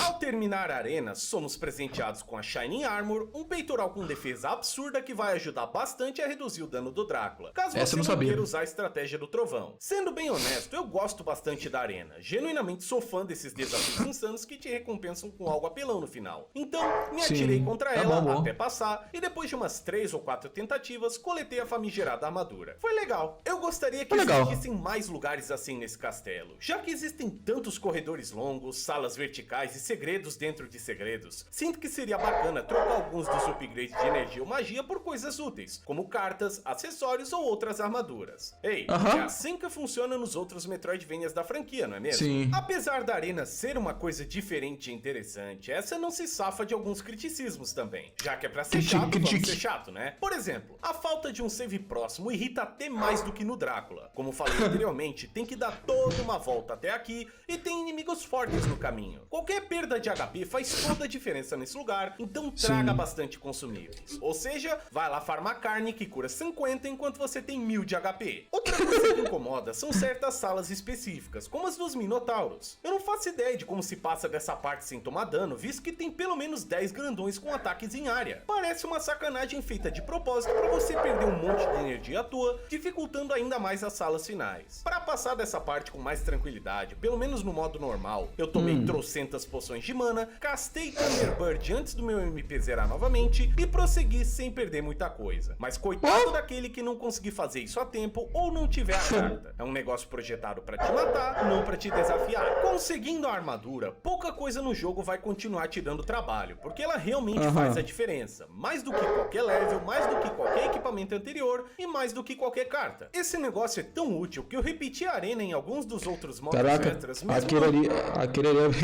é bem poderoso, hein? Aponta a espada, lança o negócio em você. É um ótimo upgrade pra você conseguir no final do jogo. Eu só gostaria que o Coliseu tivesse alguma trilha sonora e que eles não ficassem te reexplicando como a Battle Arena funciona toda santa vez que você entra nela, mesmo que essa já esteja completa. Isso é muito chato, velho, na moral. Drácula, meter cruz e passarinho no bundão e curtir o final do jogo com o Nathan salvando seu mestre e seu amigo das mãos do vampirão. A história de Circle é bem linear e basicamente envolve o personagem seguindo de área em área, se deparando com Hugh, que sofre de um extremo caso de ciumeira. Uma hora o cara é possuído pela escuridão no coração dele, toma uma surra pra ficar esperto, e aí só sobra o Drácula pra gente matar. É uma história bem simples, que não enrola e nem busca trazer nada de muito ambicioso. É que nem eu tinha falado no começo, né? É tão meh que eu não me lembro como é que era a história. Pra franquia. Mas isso não impede de vermos os 3 caçadores no pôr do sol com o castelo ruindo ao fundo. A história é breve e a única crítica que tenho a ela é que os diálogos não são esquipáveis em jogadas subsequentes. Na quinta jogatina eu tava afundando o botão de start em vão toda vez que a Carmilla abria a boca. Ô chatice, viu? Com isso, sinto que a gente cobriu grande parte do que é interessante falar desse jogo. Porque de resto, ele apenas... Se não me engano, o Eye of Sorrow, quando você joga ele pela primeira vez, você não pode pular os diálogos, mas quando você tá jogando de novo, você pode pular tudo. Um joguinho de Game Boy Advance que poucos fãs de Castlevania dão duas fodas. Eu posso ir mais a fundo sobre qualquer tópico que eu falei até agora, mas sinceramente, vale mesmo a pena, cara. Mesmo antes de fazer as longas jogatinas que fiz pra esse vídeo, antes de escrever sabe Deus quantas páginas pra narrar pra vocês, eu já sabia dos problemas de Circle, porque só um cego não enxerga que esse game envelheceu. É essa a minha grande conclusão sobre Circle, cara. Ele envelheceu. Jogos são como qualquer outro produto que você encontra por aí. Veículos, meios de comunicação, ferramentas de trabalho, etc, sabe? Em algum momento do espaço-tempo, esse carro que tá aparecendo aí na tela foi bom. TV preto e branco, sem som, era bom. Internet de escada pra poder escrever mulher pelada no Google e levar 5 minutos pra carregar uma imagem, era bom. Mas a gente tá num estado melhor hoje em dia.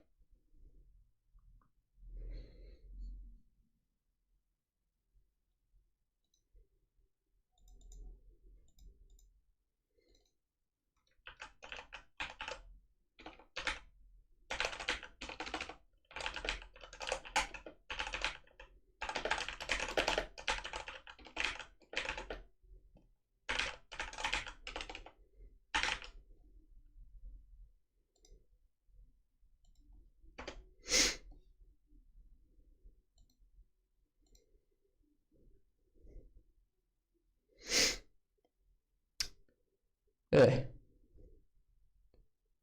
Infelizmente não existe. Oxe, infelizmente não existe essa pesquisa aqui. Jogos são Nada coisas muito relevante. pessoais que nos afetam num nível emocional e é difícil admitir que uma coisa que antes gostávamos já foi superada, mas ei, somos humanos, buscamos evoluir. Eu amo o PlayStation 1 e vou amá-lo pelo resto da eternidade, mas 70% do console envelheceu de mal pra pior. Mesma coisa aqui, Circle foi o primeiro Metroidvania da saga depois de Symphony of the Night, num console mais fraco feito por uma equipe que não trabalhou no Symphony. Não tivemos a direção de Koji Igarashi ou Toru Hagihara, nem as músicas de Michiru Yamane e nem de perto o potencial do videogame que deu à luz a aventura de Alucard. Ele saiu todo torto? Saiu, mas ainda assim, foi uma primeira tentativa decente. Poderia ter sido muito pior. Circle of the Moon tá longe de merecer aqueles 91 lá no Metacritic, ainda mais hoje em dia, mas ele ainda supera muitos títulos ruins não só do Game Boy Advance, como também de Castlevania. É o famoso jogo 8 no lançamento, 5 ou 6 pra hoje em dia, igual a maior parcela dos jogos do GBA. E hey, se você consegue tancar a bullshitagem, talvez consiga se divertir aqui. Só lembre-se, use os artifícios que forem necessários, patch de cartas, glitch, o que mais você quiser. Não sofra sem motivo nesse circo de tristeza. Enfim, gente, depois de rolar os créditos, ganhamos um código secreto para iniciar um novo modo de jogo, chamado de Magician Mode. Isso é mais ou menos como acontecia com o código do Richter e com a senha do banco do Koji Igarashi lá no Symphony. Mas, ao invés de jogar só de personagem exclusivo, voltamos a controlar Nathan com alguns parâmetros diferentes durante a campanha. Como o próprio nome diz, o Magician Mode faz Nathan virar um feiticeiro, aumentando muito a sua inteligência e liberando todas as cartas logo de cara, em troca de reduzir seus outros atributos. Parece extremamente roubado, certo? Não é. Foi no Magician Mode que eu percebi que o dano de certas magias é governado exclusivamente pela força e não pela inteligência. Caraca! Essa última só aumenta a regeneração de mana do camarada. Isso significa que cartas que fazem invocações apelonas, como o combinho anti-Drácula, não são nem de perto tão efetivas quanto eram na campanha original, pelo menos não no começo. Demora um bocado pra você começar a ter atributos decentes, te forçando a largar a mão de combinações que você acharia divertidas. Mas, em contrapartida, com todas as cartas na mão, dá pra ligar a combinação que o Nathan fica invencível, ignorando 90% dos inimigos do castelo. Super pirado. Eu tinha altíssimas expectativas ao começar esse modo e fiquei totalmente decepcionado. Posso estar falando asneira, mas acho que seria bacana se Nathan começasse com mana infinita, ou pelo menos muito mais mana e regeneração do que ele tem. É bem triste, cara. Outra coisa, depois de ter farmado todas as cartas legítimas... Basicamente é uma recompensa que não vale tanta pena, né? Ultimamente na campanha, resolvi ir atrás de um boato que um apoiador me falou sobre o troféu de coletar todas as cartas. E adivinha só, aparentemente, se você começar o jogo no modo Magician, morrer pra um esqueletinho e der rewind, o troféu de coletar todas as cartas vai pipocar na tela. Eu não sei se isso funciona, porque já havia adquirido o troféu antes de ir mais a fundo, mas fica aí pra quem quiser driblar isso daqui. Talvez isso já tenha sido pateado. Se você fizer aí na coletânea e quiser deixar um comentário, me avisa. Assim como na campanha base, zerar no Magician Mode libera outro modo extra. Dessa vez, controlamos Nathan no Fighter Mode, onde ele não pode usar cartas, mas tem seus atributos aumentados. Esse modo é praticamente igual ao jogo base, com a grandíssima diferença que Nathan é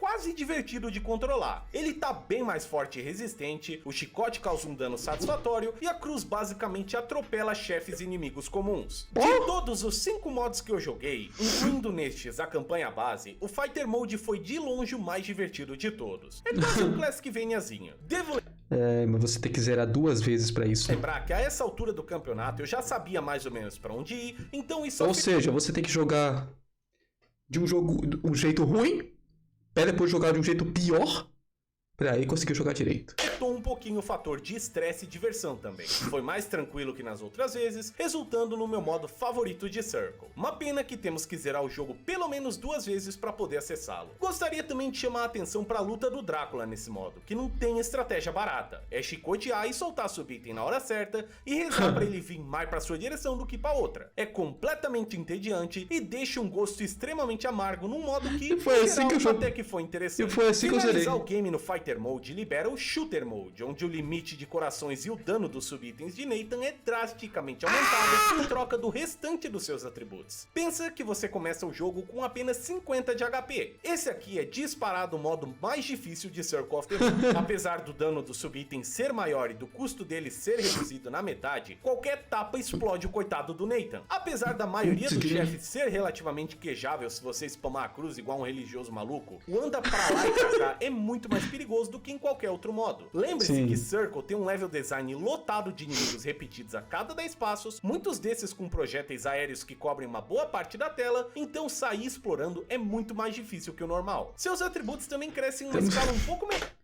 Temos o modo normal, o modo hard, para depois ir pro easy, para depois ir pro very hard. Pior do que no jogo base. E qual que é o 5? Por exemplo, aumenta de 5 em 5 ao invés de 10 em 10. Então, upgrades de energia são mais essenciais do que nunca. Para compensar isso, o personagem consegue dropar e usar cartas novamente. E ele também ganha um novo subitem, a adaga teleguiada. Se você coletar a faca 2 vezes seguidas, essa agora vai perseguir os inimigos que estão na tela. Eu achei que ela seria completamente inútil devido ao dano pífio que a adaga causa, mas me surpreendi com a sua usabilidade. Principalmente Pior que a adaga sempre foi boa, né? Porque mesmo que ela tipo, seja fraca e tal, ela só gasta 1 de coração e você pode tacar um monte muito rápido. Principalmente no começo do jogo, onde eu fiz o possível para evitar inimigos. Claro que depois que eu encontrei a cruz, não pensei 2 vezes antes de trocar, mas ainda assim, a facosa me serviu um pouquinho. Podia ter ela em todos os modos e, sinceramente, não ia fazer grande diferença. Zerar no Shooter Mode libera o modo final, Chief Mode, que aumenta a sorte de Nathan de maneira completamente desproporcional em troca dos seus outros atributos.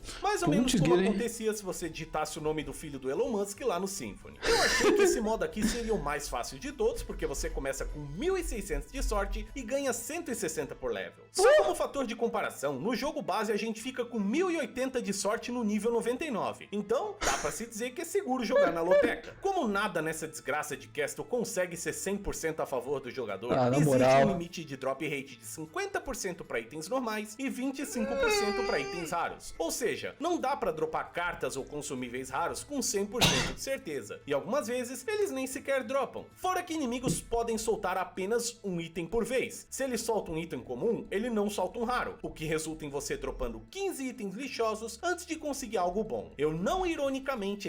Esse é Circle of the Moon, te dando uma coisa boa e te meter uma facada. Dei a alma de dar mais sorte durante boa parte dessa rodada pra ver se eu conseguia farmar itens melhores. Sim, eu tive que farmar no modo que teoricamente evitaria o farm. Circle of the Moon é um jogão, né, gente? Sendo bem sincero, esse aqui foi o modo mais chato pra mim. Provavelmente porque eu já tava completamente fatigado de explorar esse castelo miserável e também porque a sorte não faz tanta diferença quanto eu achei que faria. Você consegue itens mais facilmente, sim, mas o restante do seu gameplay é praticamente igual ao jogo base, com o fator do Nathan ser bem mais fraco. Você dá menos dano, toma mais dano, tem menos atributos e não é melhor em absolutamente nada. Sua regeneração de mana é pequena, seu dano com o chicote e subitens também, e você ainda precisa dropar as cartas. É a mesma coisa que a campanha, mas hey, pelo menos você vai ter 30 poções que curam 20 de HP no seu inventário. Uau! Zerar nesse modo não libera mais nada. Tampouco é necessário para a platina da coletânea, que exige apenas o Magician Mode e todas as cartas. Então, fiz por fazer, pra dizer que fiz, pelo menos uma vez na vida. Não recomendo e não faço nunca mais. Com isso, chegamos ao final da minha análise de Circle of the Moon. E, agora que eu fiz o multitexto pra vocês, espero ter colocado com mais segurança o que eu acho que esse jogo faz bem e o que eu acho que ele podia ter feito melhor, que honestamente são muitas coisas. Circle envelheceu, assim como muitos de nós, mas isso não impediu esse de marcar muitas pessoas, seja de maneira positiva ou negativa. A versão da coletânea ajudou a melhorar um pouquinho esse jogo, graças às informações contidas nela, mas não acredito que voltaria a jogar Circle of the Moon novamente. Não tem mais nada pra mim aqui. Não é um jogo ruim, não é um jogo bom. É um dos jogos já lançados e só gente muito desocupada igual eu pra ficar revivendo esse cara. Pelo menos, a platina tá lá no perfil da Steam. Pode ir lá olhar. E falando em platina, já que eu tive que rejogar, e aí? O que eu penso de Harmony e Area of Sorrow hoje em dia, já que eu rejoguei eles 2 vezes cada pra coletânea?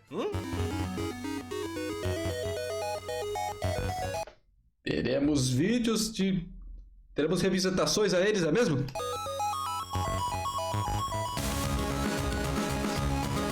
Ok, eu prometo ser super breve com esses dois, mas é só pra aproveitar o vídeo porque eu não sinto que preciso atualizar os antigos. E eu genuinamente quero tocar o canal pra frente também, chega de vídeo remake. Harmony of Dissonance foi o primeiro Metroidvania do Koji pra um portátil, e sinceramente, ele é tão cansativo e datado quanto o Circle, até mais em algumas áreas. A progressão com seus dois castelos e as suas inúmeras portas e passagens fechadas cansa tanto quanto a verticalidade do Circle of the Moon. Esse aqui é um jogo aberto pra caramba que não te dá a menor ideia pra onde você deve prosseguir. Durante diversas ocasiões, uma passagem ou quebra-cabeça resolvido num castelo vai afetar algo apenas no outro. E até que você se dá conta nisso, já perdeu tempo reexplorando o mapa inteiro de maneira pouco efetiva. Isso, unido dos vai e vens e da qualidade horrível da música, torna a aventura de Just um exercício para a paciência do cidadão mediano que quer se divertir com o Metroidvania. E se não fosse a esquiva do personagem que carrega o jogo nas costas, esse aqui seria o pior jogo da série no quesito de andar por aí. Ainda assim, algumas coisinhas desse game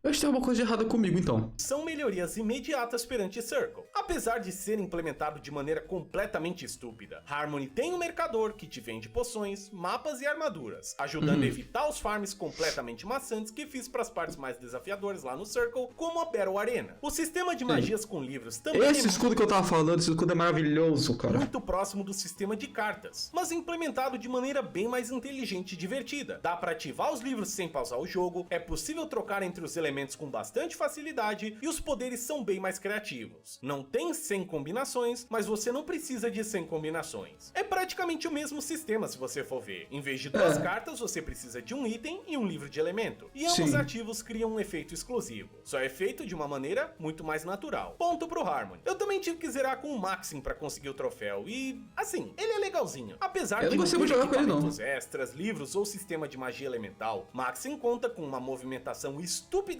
rápida e com o castelo completamente livre logo de cara. Vai pra onde você quer, destrua os chefes na ordem que você quer e perambule por aí com mais velocidade do que o próprio Just. Não diria que é divertido explorar com ele, visto que...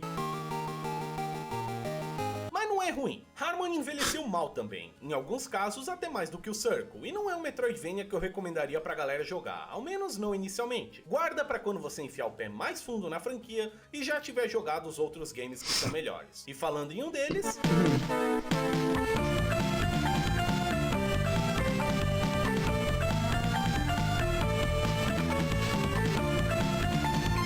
Se você me conhece há mais tempo, sabe que sempre fui vocal em relação à qualidade de Aria of Sorrow, que não precisa de introdução. Aria é o melhor Castlevania do Game Boy Advance, contando com gráficos incríveis, músicas memoráveis e uma história mais séria que trouxe muitos conceitos novos pra franquia, como o Eclipse de 99, a Gangue de Jules e toda aquela parada do Soma ser a reencarnação do Drácula. O que faz esse jogo ser especial, mesmo tantos anos depois, é justamente o quão compacto ele é, sabe? O castelo é pequeno e gostoso de explorar, é super tranquilo encontrar para onde seguir, os upgrades são fáceis de adquirir graças ao excelente level design, o sistema de almas traz muita customização pro personagem e a dificuldade do jogo é muito ajustável, te recompensando com coisas estupidamente apelonas se você gastar um tempinho explorando.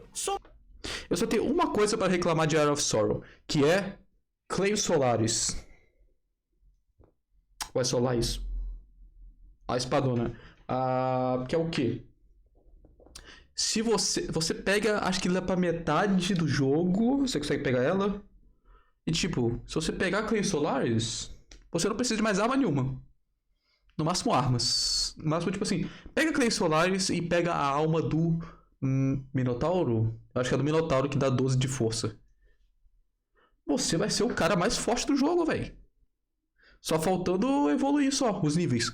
Tipo, mano, é absolutamente forte, cara. Se você chegar na última batalha lá, não na última batalha mesmo com... Aliás, as duas últimas batalhas. Se você for batalhar com Graham e for batalhar com Chaos, com a Clay Solaris, você derrota eles muito fácil, cara. Porque é uma arma rápida, é uma arma forte, é uma arma que pega em uma área gigante. É absurdo, cara. E o que eu tenho a reclamar disso é que se você pegar Clay Solaris, o jogo fica muito fácil. Como é divertido de controlar, sua movimentação é fluida. Mas tipo, não é muito... Não é muito na sua cara aonde ela fica. Porque pra você acessar ela, você precisa de alguma alma de transformação que tá meio na dica. Na área onde você entra na cachoeira, lá tem umas imagenzinhas dos bichos lá, Falando, ó, demônio, Durga e... Era Demon, Durga... Não, era Devil e Mantícora. Devil, Durga e Mantícora. Tem as imagenzinhas deles três lá, pequenininhas, falando que você precisa deles. E no final de todo o caminho que você fizer, ela tá escondida atrás da parede. De uma parede escondida. Então não é muito fácil você descobrir onde ela tá. Mas quando você descobre, você não vai querer terminar o jogo sem ela. Ida rápida e o único criticismo que eu tenho sobre os upgrades é em relação às almas aquáticas que exigem um pause aqui e acolá. Isso aí é bem chato também. Caso você queira nadar ou andar pela água. É chatinho, mas é o meu único criticismo. Área continua. Eu acho que nessa parte aí eles poderiam ter, tipo, colocado... colocado uma alma pra, tipo assim, tipo, tem o Skull e o Undyne. O Undyne é pra você ficar andando em cima da água, o Skull é pra você nadar. É isso? É isso. A alma do Skull poderia servir unicamente pros dois. Você anda em cima da água e se você apertar pra baixo pra entrar na água, ele afunda. Já funcionaria muito bem. Continua sendo um pilar mais... E não precisaria ser uma alma de uso, uma alma... Uma Tactical Soul, né? Poderia ser uma Silver Soul, que é aquelas almas de habilidade. Funciona muito bem também. Magnífico para você inspirar o seu Metroidvania. Muitos jogos hoje em dia buscam fazer aventuras gigantescas com mapas enormes e centenas de inimigos. Sim. E aqui tá um singelo jogo de Game Boy Advance provando Jasmine. que tudo que você precisa é uma fórmula que seja boa e que dure o suficiente. Isso não significa que esse jogo seja perfeito, tá? Ah não, nem um pouco. Area of Sorrow é fantástico, mas apenas se você decidir jogá-lo como um ser humano normal jogaria. Porque se você for igual aqueles malucos que tentam pegar 100% das almas, igual eu pra platina, eu te entendo, cara. Área se torna um jogo extremamente chato, gorduroso, Aí eu discordo. e entediante. Foi muito difícil. Mano, eu acho que eu tenho muita sorte, cara, porque eu não demorei tanto pra pegar as almas. Eu acho que a alma que eu mais demorei pra pegar foi a... Como é que era o nome do bicho? Era Final Guard. A alma do Final Guard, porque... Eu demorei pra pegar, eu acho que eu matei ele umas 10, 15 vezes pra conseguir pegar ele, só que ele... Você tem que ficar muito... Mesmo com a Clem Solar, você tem que tirar muita vida dele pra morrer. E não é muito fácil chegar perto dele. Tipo assim, você não consegue, tipo, chegar perto dele, ficar spamando, ataca, até ele morrer. Você tem que chegar muito perto, atacar, aí volta pra desviar, ataca, pá. Foi o que mais demorei, eu diria. Mas fora isso, cara, foi até que bem fácil de pegar todas as almas. Eu demorei, eu acho que, deixa eu ver...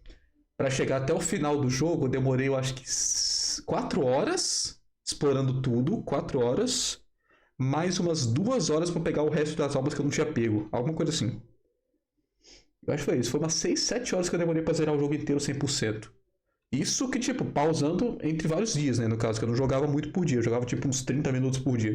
Apesar da ideia das almas ser muito interessante e de termos a consistência do nosso lado, visto que todos os inimigos do castelo têm almas pra dropar, e não só alguns igual no Circle, se você optar por coletar todas, vai passar raiva e trabalho pra caramba. Assim como na aventura de Nathan, tive que ficar saindo e entrando de certas salas à torta e à direito pra conseguir alma de inimigo que às vezes nem sequer podia ser acertado. Em mais de uma ocasião, simplesmente larguei os caras e fui fazer outra coisa. Alguns drops são tão lafranhudos de conseguir que parece que o atributo sorte nem sequer funciona. E sim, eu farmei o anel que faz dropar almas mais facilmente. Mesmo com ele Não ajuda muito. equipado, senti pouca ou quase nenhuma diferença É porque não tem muita diferença mesmo. durante as incontáveis horas de farm. Alguns inimigos dropavam de primeira, outros dropavam depois de 10 minutos. Pensa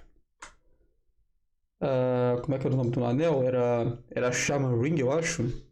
Area of Sorrow. É anel de Shaman? Shaman Ring? É Shaman Ring mesmo. É esse mesmo? Não, não é não, não é não. Era... Caramba!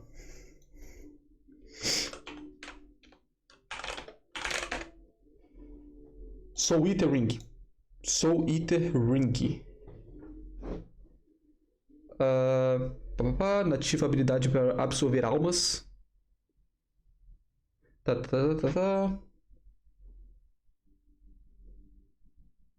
Em adição, aumenta a aparição de almas táticas e também dando mais 5 de luck.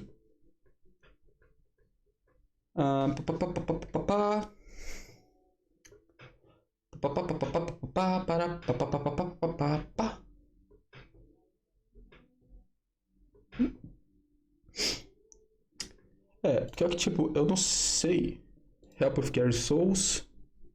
Tipo, ele não aumenta muita coisa, se não me lembro, se não me engano.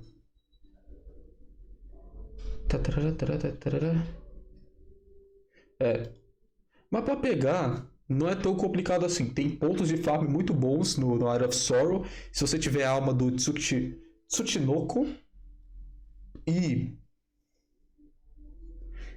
que não tinha visto ali, a alma do Tsuchinoko junto com a alma do Mimic. Que é exatamente esse bichinho que tá na tela agora. Essa alma do Mimic aí, se não me engano, cada vez que você... quanto mais dano você tiver e você recarregar o seu dano, ele te dá uma quantia em dinheiro, alguma coisa assim. Aí o plano que tava ali era tipo... salva num lugar que é perto de uma sala de espinhos. Fica pulando nos espinhos até estiver quase morrendo. Volta, salva o negócio, você vai ganhar muito dinheiro. Pensa que a área leva em média 3 horas e meia pra zerar. Meu save tem mais de 7 horas. Pois é.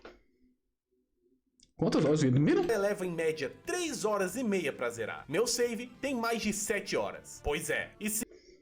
foi mais ou menos que eu demorei também. E foi muito de boa. Sim, o nome dele é Balls porque o nome do meu save do Harmony é Cock. Cock and Balls. Não me julga, eu platinei essa porra. Aria continua sendo um dos melhores títulos da série, mas ao menos na minha experiência, coletar todas as almas praticamente enterra o que esse jogo faz bem. As músicas e...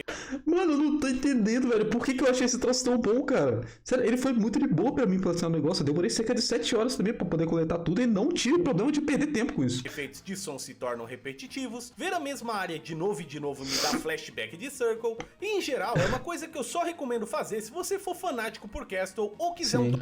É porque Area of Sorrow é meu jogo favorito, né? Foi o único jogo da minha vida que eu platinei. Isso contando, na verdade, ó, agora que eu parei pra lembrar, foi umas 7, acho que foi 7, 8 horas. Porque eu coletei todas as almas, eu peguei todos os equipamentos e eu peguei todos os equipamentos que tinha no Boss Rush. Então, tipo, foi umas 8 horas, eu acho, que eu demorei pra zerar tudo. Por que eu perdi esse save, velho? Eu não sei o que aconteceu com esse save que eu perdi.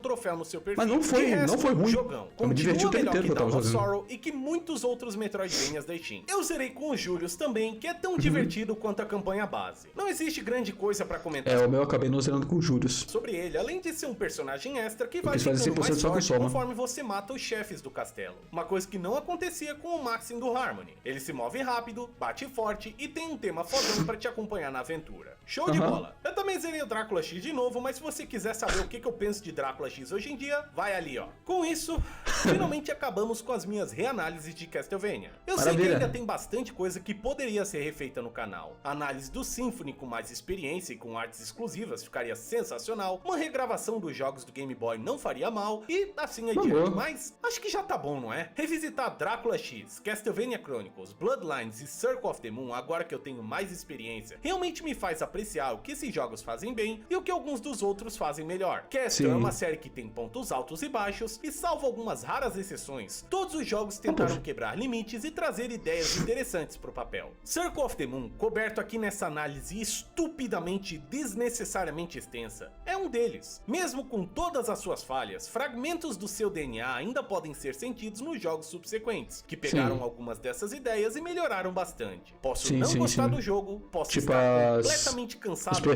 de negócio muito mais do que foi necessário para esse vídeo, mas consigo respeitar as raízes que esse plano... Muito mais que necessário, meu negócio tá com 1h45 de vídeo, o vídeo tem 1h11. Principalmente sendo o primeiro de uma série de jogos portáteis de alta qualidade. Isso daí a gente consegue aceitar. Bom trabalho, Circle of the Moon.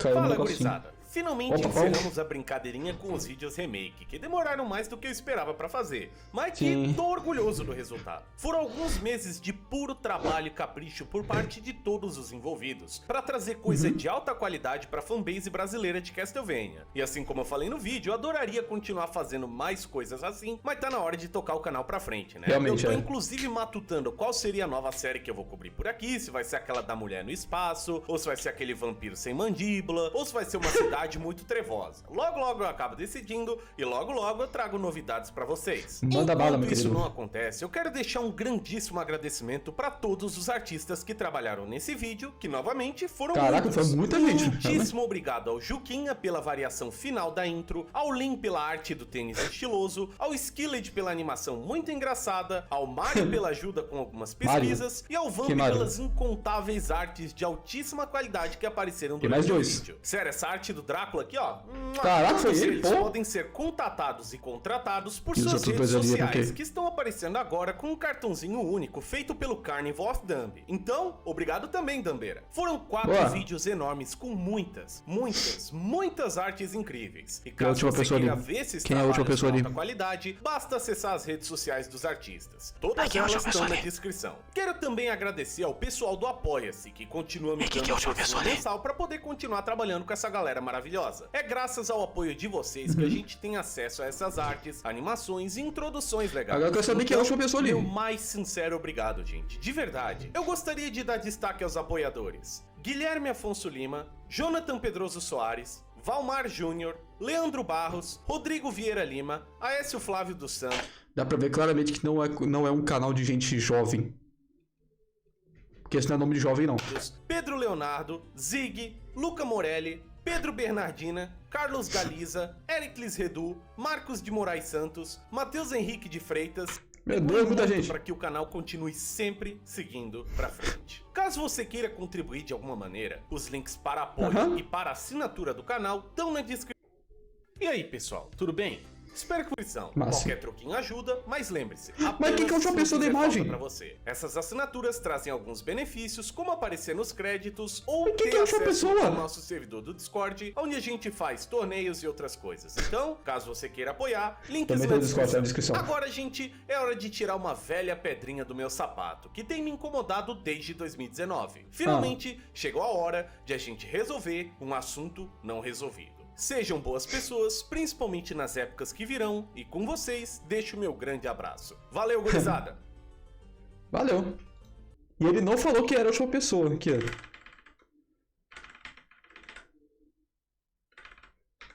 Quem é essa pessoa aqui? Quem que é essa pessoa aqui que ele não revelou quem é essa pessoa aqui? Ah, mas enfim. É isso, gente. Depois de muito tempo, Castlevania, o Circo da Lua. Foi um vídeo muito bom, as análises do Alucard são muito boas mesmo. Então é isso, espero que vocês tenham gostado desse vídeo. Deixa o like, se inscreve no canal, se inscreve no canal do Master Alucard que tá aparecendo aqui do lado.